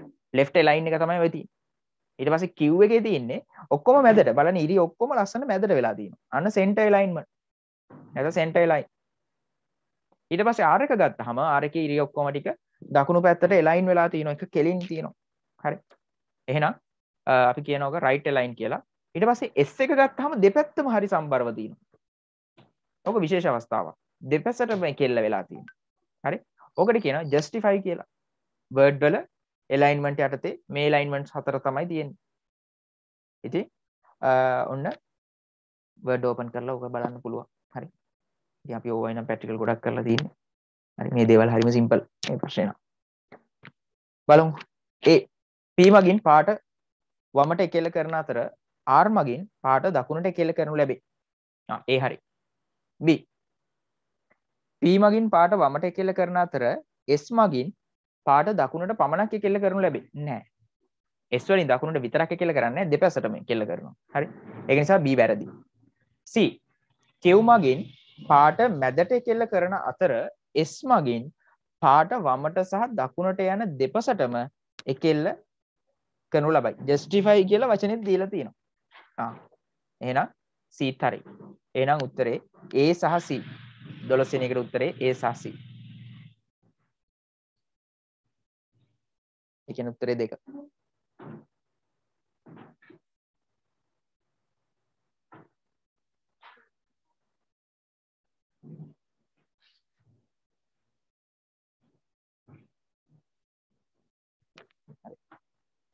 ඊට පස්සේ අපි යනවා 13 වෙනි ප්‍රශ්නෙට. හරි. දකුණත් භාවිත කරුවෙකු විසින් ගොනු බහලුමක් ෆෝල්ඩර් තුල තිබෙන පැතුරුම්පත් ගොනුවකට සිදු කරන ලද පහත සඳහන් කාර්ය සලකා බලන්න. හරි. ෆෝල්ඩර් එකක තියෙන Excel ෆයිල් එකක්. පැතුරුම්පත් ගොනුවක් කියන්නේ මේ ස්ප්‍රෙඩ්ෂීට් එකක් නේ. ඒතකොට Excel වලින් අපි ඉතින් ගොඩක් කරන්නේ Excel වලින්. ඒ Excel ෆයිල් 13 හරි. මේක කියන්නේ ෆෝල්ඩර් එකක තියෙන Excel ෆයිල් එකකට. හරි. මෙන්න මේ කාර්යයන් කරාට පස්සේ ඒකේ පහලින් කියනවා ඉහත සඳහන් ඒවායින් පැතුරුම්පත් ගොනුව විවෘත වීම සිදුවන්නේ. විවෘත වෙන්නේ මොකකින්ද අහන බලන්න. ඉතින් මේ ඕලෙවල් වල අහන්න ඕන ප්‍රශ්නයක් නෙමෙයි මට නම් මේක හිතෙන්නේ. හරි. ඒ කියන්නේ මේක දැන් IT කරන ඔය 7 වසරේ 8 වසරේ ළමයෙක්ගෙන් ඇහුවා 6 වසරේ වගේ ළමයෙක්ගෙන් ඇහුවත් ඒ ළමයි දන්නවා. හරි. හරි. ඒ මූලික දර්ශකය මූසික දර්ශකය මවුස් පොයින්ටර් ගොනුව මත ස්ථානගත කර මූසිකයේ දකුණු බොත්තම එක්වරක් පමණ ක්ලික් කිරීම රයිට් එක රයිට් ක්ලික් කරන්නලු එකපාරක් රයිට් ක්ලික් කරාට ඉතින් ෆෝල්ඩර් එකක් ඕපන් වෙන්නේ නැහැ. හරිද? ඒතකොට අපිට මෙනු එකක් එනවා. හරි. ඒක නිසා ඒ උත්තරේ වැරදි. B මූසික දර්ශකය කියන්නේ මවුස් පොයින්ටර් එක ගොනුව මත ස්ථානගත කර ඒ කියන්නේ ගොනුව මත මූසිකයේ දකුණු බොත්තම දෙවරක් ක්ලික් කරන්නලු. රයිට් ක්ලික් කරන්නලු දෙපාරක්. රයිට් ක්ලික් එක දෙපාරක් කරා කියලා ෆයිල් එකක් ඕපන් වෙන්නේ නැහැ. එන එකත් වැරදි. C මූසික දර්ශකය ගොනුව මත ස්ථානගත කර මූසිකයේ වම් බොත්තම දෙවරක් ක්ලික් කරන්න. වම් බොත්තම කියන්නේ අපි සාමාන්‍යයෙන් ක්ලික් එකනේ. හරි. ඒතකොට අපි කියන ඩබල් ක්ලික් කියලා. දෙවරක් ක්ලික් කරන්න. අන්න ඩබල් ක්ලික් එකක් කරාම ෆයිල් එක ඕපන් වෙනවා. එහෙනම් උත්තරේ C. 13 උත්තරේ C. පමණි. ඒ කියන්නේ 3. හරි. O level වල සරල වැඩි. 14 වදන් සැකසුම් මෘදුකාංග වල සාමාන්‍යයෙන් භාවිතා වන කෙටිමන් යතුරු, ඒ කියන්නේ shortcut keys සම්බන්ධව පහත දක්වා ඇති වගන්ති සලකා බලන්න. හරි. ඒ වගන්ති වලින් නිවැරදි මොකක්ද කියලා තමයි අහන්නේ. අපි බලමු. CTRL+C. මේ CTRL කියන්නේ අපේ කම්පියුටර් එකේ දන්නවා CTRL බටන් දෙකක් තියෙනවා, කීස් දෙකක් තියෙනවා. හරි. CTRL එකේ තේරුම තමයි control. අපි සාමාන්‍යයෙන් control එක කියලා. control කියන වචනේ තමයි CTRL කියලා කෙටියෙන් කියන්නේ. හරි. ඉතින් control එකත් එක්ක ගොඩක් වෙලාවට shortcut භාවිතා කරනවා. ඉතින් අපි මේ සාමාන්‍ය දැනීම. හරි. සාමාන්‍යයෙන් දැනගෙන ඉන්න ඕනේ shortcut ටිකක් තමයි මේකේ තියෙන්නේ. control C කියන්නේ copy. හරි. ඉතින් උත්තරේ පාඩ වස්තු copy කිරීම සඳහා භාවිත කරයි. හරියටම හරි. control C copy. ඊට පස්සේ තියෙනවා control A. හරි. යන්න සියලු ලේඛනයක ඇති සියලු පාට වස්තු තේරීම සඳහා භාවිත කරයි. හරියටම හරි. select all කියන එක තමයි මේකෙන් වෙන්නේ. all A අකුර. හරි. CTRL+A. සියලුම දේවල් select වෙනවා. හරිද? ඊට පස්සේ C උත්තරේ control V තියෙනවා. control V කියන්නේ paste කියන එක. copy කරන ලද පාට නැත්නම් වස්තු ඇලවීම. paste එකට ඕන සිංහලෙන් කියන්නේ ඇලවීම කියලා. හරිද? ඇලවීම සඳහා භාවිත කරයි. control V. හරි. ඔයිට අමතරව දැන් ඔකත් කියන තව එකක් තියෙනවා control X. ඕකේ නෑ දීලා. control X කියන්නේ cut කියන එක. හරි. දැන් copy paste කරද්දී එක copy එකක් හැදෙන එක විතරයි වෙන්නේ. cut කරද්දී ඒක move වෙනවා. move වෙනවා කියන්නේ ඒ තියෙන තැන නැති වෙලා අනිත් තැනට යනවා. ඒතකොට අපි කියන්නේ නෑනේ copy වෙනවා කියලා. ඒතකොට අපි කියන්නේ move වෙනවා කියලා. හරි. ඉතින් ඕව සාමාන්‍යයෙන් අපි කම්පියුටර් එකේ භාවිතා කරන ඒවා මේ shortcuts ටික දැනගෙන ඉන්න ඕනේ. සහ ඔයගොල්ලෝ කම්පියුටර් එකේ මේවා කම්පියුටර් එක භාවිතා කරද්දී මේවා පාවිච්චි කරන්න. ඒවා ඒතකොට මේවා පාඩම් කරන දේවල් නෙමෙයි. හරි. control C copy, control A කියන්නේ select all, control V කියන්නේ paste. හරි. ඉතින් මේකේ දීලා තියෙන තුනම හරි. උත්තරේ 4. 14ට උත්තරේ 4. හරි. ඊට පස්සේ ඔන්න Excel වලින් ප්‍රශ්නයක් අහලා දිනවා. හරිද? 15 සූත්‍රයක් දීලා තිනවා. ඒ සූත්‍රය ඇතුළත් කරලා හරි එන්ට එකක් ගැහුවාම හරිද මොකක්ද අහන පෙන්නන උත්තරේ හරි අපි බලමු මේක කොහොමද කියලා හරි මේක සාමාන්‍ය සුළු කිරීමක් තියෙන ඉතින්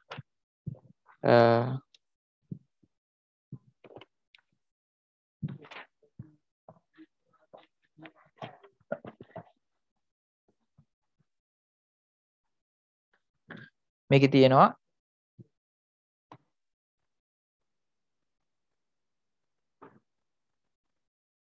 හරි සමානයි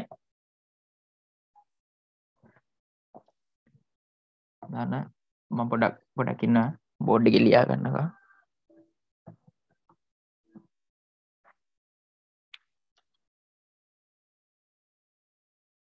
හරි ඉතින් මේකේ අපි දන්න විදියට ගණිතමය සුළු කිරීමක් තියෙනවා හරි ඔය සංකේත ටික දැනගෙන ඉන්න ඕනේ හරි මේ ස්ලෑෂ් එක බෙදීම තරු ලකුණ ගුණ කිරීම අඩු කිරීම එකතු කිරීම දන්නවනේ මේ බලය හරි ඉතින් මේකේ තියෙනවා අර පිළිවෙලක් හරි ඔයගොල්ලෝ අර ගණිතයේදී ඉගෙන ගන්න 1 විගුදරි කියලා හරි ඒ වගේ එකක් මේකේ මුලින්ම කරන්න ඕනේ බලය හරි බලය වරහන් කරන්න පුළුවන් බලය කරමු දෙකේ තුන්වෙනි බලය 8යි හරි මේක Tamanට එකපාර ඉතින් සුළු කරන්න පුළුවන් මම ඉතින් පියවරෙන් පියවර කරනවා 8යි ඊට පස්සේ වරහන් 5න් 3ක් අඩු කරනවා හරි 5න් 3ක් අඩු කරාම 2යි ගුණ කිරීම 6 බෙදීම 4 හරි ඊට පස්සේ ගුණ කිරීම බෙදීම ඔය දෙකෙන් ඕන එකක් කරන්න පුළුවන් හරිද ඉතින් මම බෙදීම කරනවා හරි මොකද මෙතන ගුණ කරලා බෙදුවත් එකයි හරි බෙදලා කරත් එකයි අපි ගුණ කරලා බෙදුන්නේ හරි මෙතන 6 වරක් 2 12යි 12 බෙදෙනවා 4ෙන් එතකොට අපිට ලැබෙන උත්තරේ 3යි 8 ධන 3 හරි ඇයි 3යි 11යි උත්තරේ 11යි හරි උත්තරේ 11 තියෙනවද කියලා සාමාන්‍යයෙන් සුළු කිරීමක් තියෙන්නේ උත්තරේ 3 එකෙන් උත්තරේ වල තියෙනවා හරි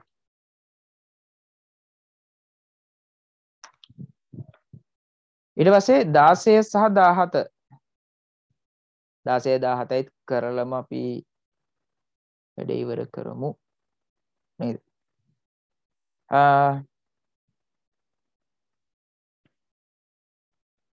16 අපිට මේ වගුවක් දීලා තියෙනවා. පැතිරුම්පත් කොටසක් දීලා තියෙනවා. වගුවක් නෙමෙයි අතරම. හරි. ඒකේ කියනවා අරය R ලෙස දී ඇති විට වෘත්තයක පරිධිය ගණනය කිරීම සඳහා 25R සූත්‍රය භාවිත කරනු ලැබේ. C2 කෝෂේ. හරි. ඒ කියන්නේ ওই 5 කියලා තියෙන එකේ යට දක්වා ඇත්තේ 5 හි අගය බව උපකල්පනය කරන්න. හරි. 5 හි අගය ඔය සුළු කරාම එන්නේ 3.1.4 ඔහොම අගයක් නේ. ඉතින් ඒක තියෙනවා. හරි. හරි. අපිට කියනවා 16 වෘත්තයේ පරිධිය ගණනය කිරීම සඳහා B2 කෝෂයට ඇතුළත් කළ යුතු සූත්‍රය කුමක්ද? B2 කෝෂයට එන්න ඕනේ මොකක්ද අහන්න. හරිද? ඉතින් මේකේ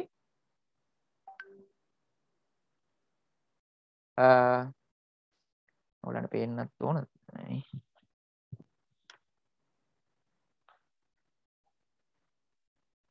හරි. අපි ලියන සූත්‍රයේදී පටන් ගන්න ඕනේ සමාන ලකුණකින්. හරි. 25R නේ එන්න ඕනේ. එහෙනම් 2 එන්න ඕනේ. 2 ගුණ කිරීම. අනිවාර්යයෙන්ම එන්න එපා. හරිද? ඊට පස්සේ අපි පොඩ්ඩක් බලන්න ඕනේ මේකේ තියෙන අගයන් කොහොමද තියෙන්නේ කියලා. හරි? ඊට පස්සේ තියෙන්නේ 5 වලින් ගුණ කරන්න ඕනේ. හරිද? මේකේ 5 කියන්නේ ඔයගොල්ලන්ට පේනවා ඇති B2 කෝෂයටත් පරිධිය ගන්න පුළුවන්. ඊට පස්සේ මේ පල්ලෙහාට කොපි කරාම B5 කෝෂයට වෙනකන් අපිට පරිධිය ගන්න පුළුවන් වෙන්න ඕනේ. හරි? එතකොට 5 කියන අගය තියෙන්නේ C2 කෝෂේ. හරි? මම නිකන් C2 කියලා ලියන්නම්කෝ. එතකොට 2 5R. ගුණ කරන්න තියෙන R නේ. R කියන්නේ A2 කෝෂය. හරි. කොහොම ලිව්වට උත්තරේ වැරදි. හරි. මෙහෙම ලිව්වොත් ඉතින් මෙහෙමයි. B2 කෝෂයට නම් උත්තරේ එනවා. හරි. හැබැයි ප්‍රශ්නේ තියෙන්නේ අපිට මෙහෙම උත්තරයක් දීලා තියෙනවද බලන්න මොලේ? මෙහෙම උත්තරයක් දීලා නැහැ. හරි මෙහෙම උත්තරයක් දීලා නැහැ. හරි. ඒ කියන්නේ B2 කෝෂෙට නම් මේක හරි ඇත්තටම උත්තරේ එනවා. ගැටලුවක් නැහැ. හැබැයි අපි මේක පල්ලෙහාට කොපි කරොත් අන්න ගැටලුවක් එනවා. මොකද පල්ලෙහාට කොපි කරගෙන යද්දි දෙක නම් වෙනස් වෙන්නේ නැහැ. C2 වෙනස් වෙනවා. හරි. C2 පල්ලෙහා එකට ගියාට පස්සේ C3 වෙනවා. හරි. හැබැයි ඔයගලන්ට තේරෙන්න ඕනේ 5 කියන එක තියෙන්නේ එක සෙල් එක විතරයි. එහෙනම් ඒකේ අගය වෙනස් වෙන්න බෑ. හරි. A2 වෙනස් වෙන්න ඕනේ. ඇයි? A2 කියන්නේ අරයනේ. දෙවෙනි පේලියට ගියාම අරය 21යි. 25යි 22නේ තියෙන්නේ. එහෙනම් A2 A3 A5 එහෙම යන්න ඕනේ පල්ලෙහාට. එහෙනම් A2 කියන එක අරය වෙනස් වෙන්න ඕනේ. හැබැයි C2 වෙනස් වෙන්න බෑ. ඉතින් අපි යම්කිසි Excel වලදී යම්කිසි කෝෂයක අපි භාවිතා කරාදී සූත්‍රයකට ඒ කෝෂයේ අගය ඒ සූත්‍රයේ කොහෙදිවත් වෙනස් වෙන්නේ නැත්නම් අපි ඒ වලට කියනවා নিরপেক্ষ කෝෂ කියලා. වෙනස් වෙනවා නම් අපි කියනවා සාපේක්ෂ කෝෂ කියලා. ඉතින් මෙන්න සාපේක්ෂ කෝෂයක් තියෙනවා. ඒක වෙනස් වෙන්න ඕනේ. ඒක නිසා ඒකට මුකුත් කරන්නේ නැහැ. හැබැයි নিরপেক্ষ කෝෂ වෙනස් වෙන්න නැති අවශ්‍ය නැති ඒවා තියෙනවා නම් අපිට ඩොලර් මාක් එක පාවිච්චි කරලා ඒව নিরপেক্ষ කරගන්න පුළුවන්. নিরপেক্ষ කරද්දිත් ආකාර දෙකක් තියෙනවා. හරිද? එකක් තමයි පේලි নিরপেক্ষ. පේලි নিরপেক্ষ නම් හරිද? පේලිය වෙනස් වෙන්නේ නැහැ. ඉතින් පේලිය කියන්නේ මෙන්න පේලියට තියෙන අංකයක් නේ. එහෙනම් ඩොලර් මාක් එක දානවා දෙක ඉස්සරහින්. එතකොට පේලිය වෙනස් වෙන්නේ නැහැ කොහෙට කොපි කරත්. කොහෙට ඔය සූත්‍රය කොපි කරත් පේලිය වෙනස් වෙන්නේ නැහැ. කොහෙට නෙමෙයි sorry පල්ලෙහාට කොපි කරාට පේලිය වෙනස් වෙන්නේ නැහැ. හරි? ඊට පස්සේ තියෙනවා තීරු নিরপেক্ষ. තීරු নিরপেক্ষ කියන්නේ මේ C ට ඉස්සරහින්. තීරුවේ නාමයට ඉස්සරහින් දානවා. හරි? ඒ වගේ අවස්ථාවක පේලිය කොස්සේ කොපි කරොත් තීරුව වෙනස් වෙන්නේ නැහැ. ඔයාලට සම්පූර්ණයෙන්ම කොහෙට කොපි කරත් මේක වෙනස් නොවෙන්න හදා ගන්න ඕන නම් තීරු සහ පේලි নিরপেক্ষ කරන්න. ඒ කියන්නේ ඉංග්‍රීසි අකුර ඉස්සරහින් ඩොලර් මාක් එකක් දාන්න, ඉලක්කම ඉස්සරහින් ඩොලර් මාක් එකක් දාන්න. හරි? බලමු. මේක තියෙන්නේත් එහෙමනේ. හරි? මේකට ඩොලර් මාක් එකක් දාලා තිනවා.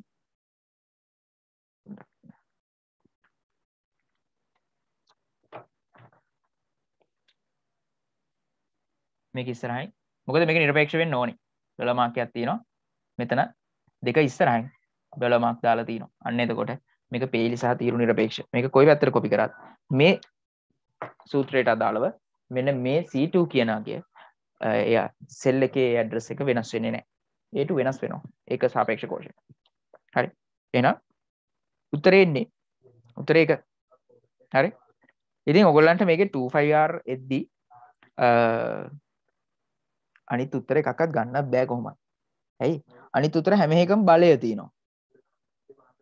හරි? බලය ඕන වෙන්නේ නැහැ. එහෙනම් 5R වර්ග වගේ ආව නම් තමයි බලය ඕන වෙන්නේ. ඉතින් මේ එකකටවත් බලය ඕන වෙන්නේ නැහැ. හරි? අනිත් හැම එකෙම අර පොඩි කාකුපාදේ වගේ එක තියෙනවා. ඒක ඉංග්‍රීසියෙන් කියනවා මම දන්නේ නැහැ මොකද්ද කියලා. හරි. මතක නැහැ. ඉතින් උත්තරේ 1. හරි. පළවෙනි උත්තරේ තමයි හරි එකක් 3 to 5 වලට අදාළව. හරි. ඊට පස්සේ 17. 17 A6 කෝෂයට මම ෂෙයා කරන්නම්.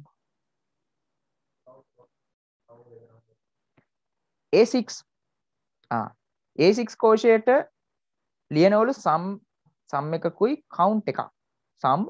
සම් එකක් දීලා තිනවා A2 A5 පරාසය දීලා තිනවා. හරි A2 A5 කියන්නේ මෙතන 20 ඉඳන් 25 දක්වා එකතු වෙන එකෙන් එන්නේ. සම් කියන්නේ එකතුව ලැබෙන්නේ. හරි සම් එකෙන් ලැබෙන්නේ එකතුව. හරිද? එතකොට මේකේ සමානයි සම් A2 A5 කියන්නේ A2 සිට A5 දක්වා පරාසයේ අගයන් ටික එකතු කරනවා. හැබැයි එකතු කරලා නවත්තන්නේ නැහැ. බෙදනවා. බෙදන්නේ කවුන්ට් එකෙන්. කවුන්ට් එකෙන් කියන්නේ කවුන්ට් එකෙන් කරන වැඩේ තමයි යම්කිසි කෝෂ පරාසයක සංඛ්‍යාත්මක අගයන් තියෙන කෝෂ ප්‍රමාණය ගණනය කිරීම. හොඳට අහගන්න. කවුන්ට් එකෙන් කරන්නේ යම්කිසි කෝෂ පරාසයක සංඛ්‍යාත්මක අගයන් තියෙන කෝෂ ප්‍රමාණය ගණනය කිරීම. එහෙනම් ඔයගලන්ට පේනවා ඇති මේකේ දීලා තියෙන කෝෂ පරාසය තමයි A2 A5. ඒ කියන්නේ A2 සිට A5 දක්වා. එතන තියෙන කෝෂ කීයද? කෝෂ 4ක් තියෙනවා. එහෙනම් අර ටික එකතුව 4ෙන් තමයි බෙදන්නේ. හරි. ඒතර ඔයගලන්ට තේරෙනවනේ යම්කිසි කෝෂ පරාසයක තියෙන එකතුව ඒ කෝෂ ප්‍රමාණයෙන් බෙදුවාම එන්නේ සාමාන්‍ය අගය. හරි අපි බලමුකෝ. ඉතින් එකතුව එනවා අපෙන් අහනවා A2 A6 වල දිස්වන්නේ මොකද්ද කියලා අහන්නේ උත්තරේ අහන්නේ. හරිද? අපිට දීලා තියෙනවා 20 21 25 22. එකතු කරලා බෙදන්න 4ෙන්. හරි? එතකොට අපිට එනවා 5යි 6යි 6යි 2යි 8යි 8යි 88යි. හරි? 88 බෙදන්න ඕනේ 4ෙන්. මොකද කෝෂ ප්‍රමාණයනේ කවුන්ට් එකෙන් එන්නේ. 4ෙන් 88 4ෙන් බෙදුවාම අපිට උත්තරය ලැබෙනවා 22යි කියලා. උත්තරේ 3. හරි? ඕක අපිට තනි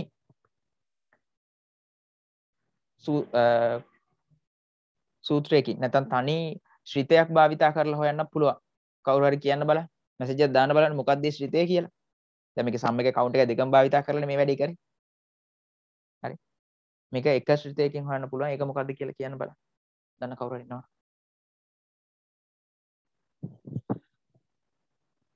කොයි ඉක්මනට මැසේජ් එක දාන්න. මැසේජ් එක දාන්න. දන්න. නැත්නම් කියන්න.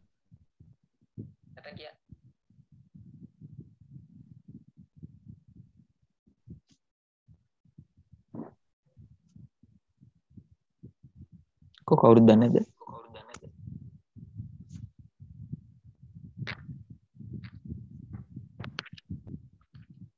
දෙන්නෙක් දාලා තියෙනවා.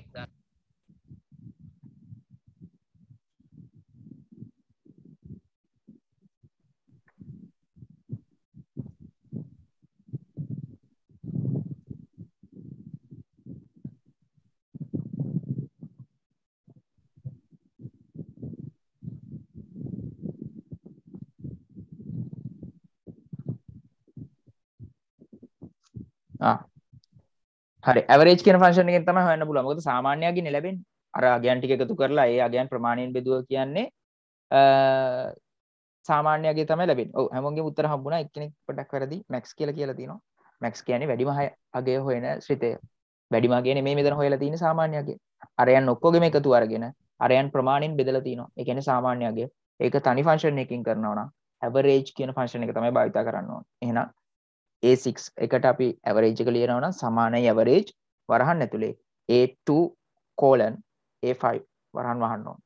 එහෙම පුළුවන්. එහෙම නැතුව ඉතින් එකතු කරලා කවුන්ට් එකෙන් බෙදන්න පුළුවන්. හරි. ඉතින් මේක කරලා තියෙන්නේ මේ වැඩේ. උත්තරේ 22. හරි. 18ත් කරලම වැඩේ ඉවර කරමු. එතකොට අපිට ඊළඟ දවසේ database කොටසින් පටන් ගන්න පුළුවන්. හරි. 18 PowerPoint වලින් තමයි අහන්නේ. නැත්තම් සමර්පණ මෘදුකාංගයකින් presentation software එකකින් තමයි ප්‍රශ්නේ අහන්නේ. හරිද? මේක කියනවා සමර්පණ මෘදුකාංගයක් භාවිතයෙන් නිපදවන ලද විවිධ වස්තුන් කදාවක් සම්බන්ධයෙන් පහත ඇතුළත් කදාවක් සම්බන්ධයෙන් පහත දක්වා ඇති වැකි සලකා බලන්න. හරි. හරියක් බලමු. මේකේ තියෙනවා කදාවක. කදාව කියන්නේ මේ ස්ලයිඩ් එකක්. හොඳේ. present PowerPoint open කරාම ඒකේ තියෙන ස්ලයිඩ් එක. හරි. සාමාන්‍යයෙන් අපි Word වල කියන page එකක් කියලා. ඒක PowerPoint වලදී අපි page එකක් කියන්නේ නැහැ. ඒ පිටුවක් වගේ පෙවුනට ඒකට කියන්නේ ස්ලයිඩ් එකක් කියලා. කදාවක්. හරි. ඉතින් ඒ කදාවක ඇති වස්තුන්ට හරි වස්තුන් කියන්නේ වචන වෙන්න පුළුවන්, පින්තූර වෙන්න පුළුවන්, ඔය දාන shapes වෙන්න පුළුවන්, වගුවක් වෙන්න පුළුවන් ඕන එකක්. ඒකයි වස්තුන් කියලා කියන්නේ. හරි objects. සජීවන ආචරණය animation effects යෙදිය හැකිය. ඔයගොල්ලෝ දන්නවා presentation එකක් හදද්දි හරිද? අපිට පුළුවන් ඔය තියෙන objects වලට animations දාන්න. හරි? ඒවා අකුරු එක එක විදිහට චලනය වෙනවා, රූප එක එක විදිහට චලනය වෙනවා. ඒ animations වල ආකාර කිහිපයක් තියෙනවා. හරි? ඉතින් animations දාන්න හැකියාව තියෙනවා. හරි? එහෙනම් ඒ උත්තරේ හරි. B. කදා සංක්‍රාන්තිය slide transitions. මේ slide transitions කියන්නේ අපි මේ presentation එකක් කරද්දී ඒක slide show view එකට දෙනවා. හරි? ඒ කියන්නේ අර full screen එන විදියට. හරි? ඒ slide show කරාම slide එකකින් slide එකට මාරු වෙද්දී අර පොඩි animation එකකින් මාරු වෙන විදියට හදන්න පුළුවන්. හරි? ඉතින් ඒකට තමයි කදා සංක්‍රාන්තිය කියන්නේ slide transitions. ඉතින් slide transitions හදාගත හැකි වන්නේ මුළු කදාවකටම පමණි. ඔව් සම්පූර්ණ කදාවටම තමයි slide transition වැටෙන්නේ. හරි? ඒ කදාවට විතරයි වැටෙන්නේ. අර objects වලට තාන්න බෑ. හරි? ඉතින් B උත්තරේ හරි. C. කදා දැක්ම දසුනේ. අන්න දැන් මම ඉස්සර කිව්ව එක. මේ සිංහල වචන වෙලාවට වරහන් ඇතුලේ ඉංග්‍රීසි වචන දීලා තියෙනවා. හරි? නැත්තම් ලොකු අමාරුක වැටෙන ගොඩක් අය. මේ slide show view එක කියන්නේ ඉතින් presentation එකක් කරද්දී ඒක අර full screen දාලා අපිට පෙන්වන view එක. හරි? ඒකේ තමයි animation ඔක්කොම ටික play වෙන්නේ, slide transitions ටික පේන්නේ. ඒ ඔක්කොම දේවල් වෙන්නේ slide show view එකේදී. හරි? මේකේ කියනවා slide show view දී කදාවක සිට ඊළඟ කදාවට මාරු වීමේදී කදා සංක්‍රාන්ති ආචරණය ඇති වේ. හරියට හරි. හරි? slide show view එකේදී තමයි අපිට slide transitions පේන්නේ. නැතුව අපි normal view එකේ ඉඳෙද්දි slide එකෙන් slide එක පල්ලෙහාට ගියා කියලා අපිට transitions පේන්නේ නැහැ. හරිද? ඉතින් ඒක නිසා 18 වෙනි එකට උත්තරේ හරි ඔක්කොම හරි. ඒ නිසා 18ට උත්තරේ 4. හරිද? ඉතින් ඔන්න PowerPoint වලින් ප්‍රශ්නයකුත් ඇවිල්ලා තියෙනවා. හරි. ප්‍රශ්න 18ක් කතා කරා. ඒ ප්‍රශ්න 18 ගත්තොත් නම් ඇත්තටම number system වලින් තිබ්බා. logic gates වලින් තිබ්බා. ඊට අමතරව Word වලින් තිබ්බා, Excel වලින් තිබ්බා, PowerPoint වලින් තිබ්බා. හරිද? ඔය ටිකෙන් තමයි ප්‍රධාන වශයෙන් තිබුණේ. ඊට අමතරව operating system පාඩමේ එකක් තිබ්බා. 10 වසරේ දෙවෙනි පාඩමේ එකක් තිබ්බා. හරි? ඔය විදියට. ඊට පස්සේ ඔන්න ඊට පස්සේ ප්‍රශ්න ටික තවත් හොඳයි. හරිද? මොකද පේපර් එක සාමාන්‍ය අන්තිමට එන්නේ පොඩ්ඩක් ප්‍රශ්න අමාරු නෙමෙයි. හරි. ටික වැදගත් ප්‍රශ්න ටිකක් තියෙන හරි. ඉතින් ඒක නිසා ලබන සතියේ එරික් කතා කරනවා. බලමු එදාට පුළුවන් වේද කියලා කොහොමද කතා කරන්න. හරි එහෙනම් අදට පේපර් ක්ලාස් එක නවත්තනවා.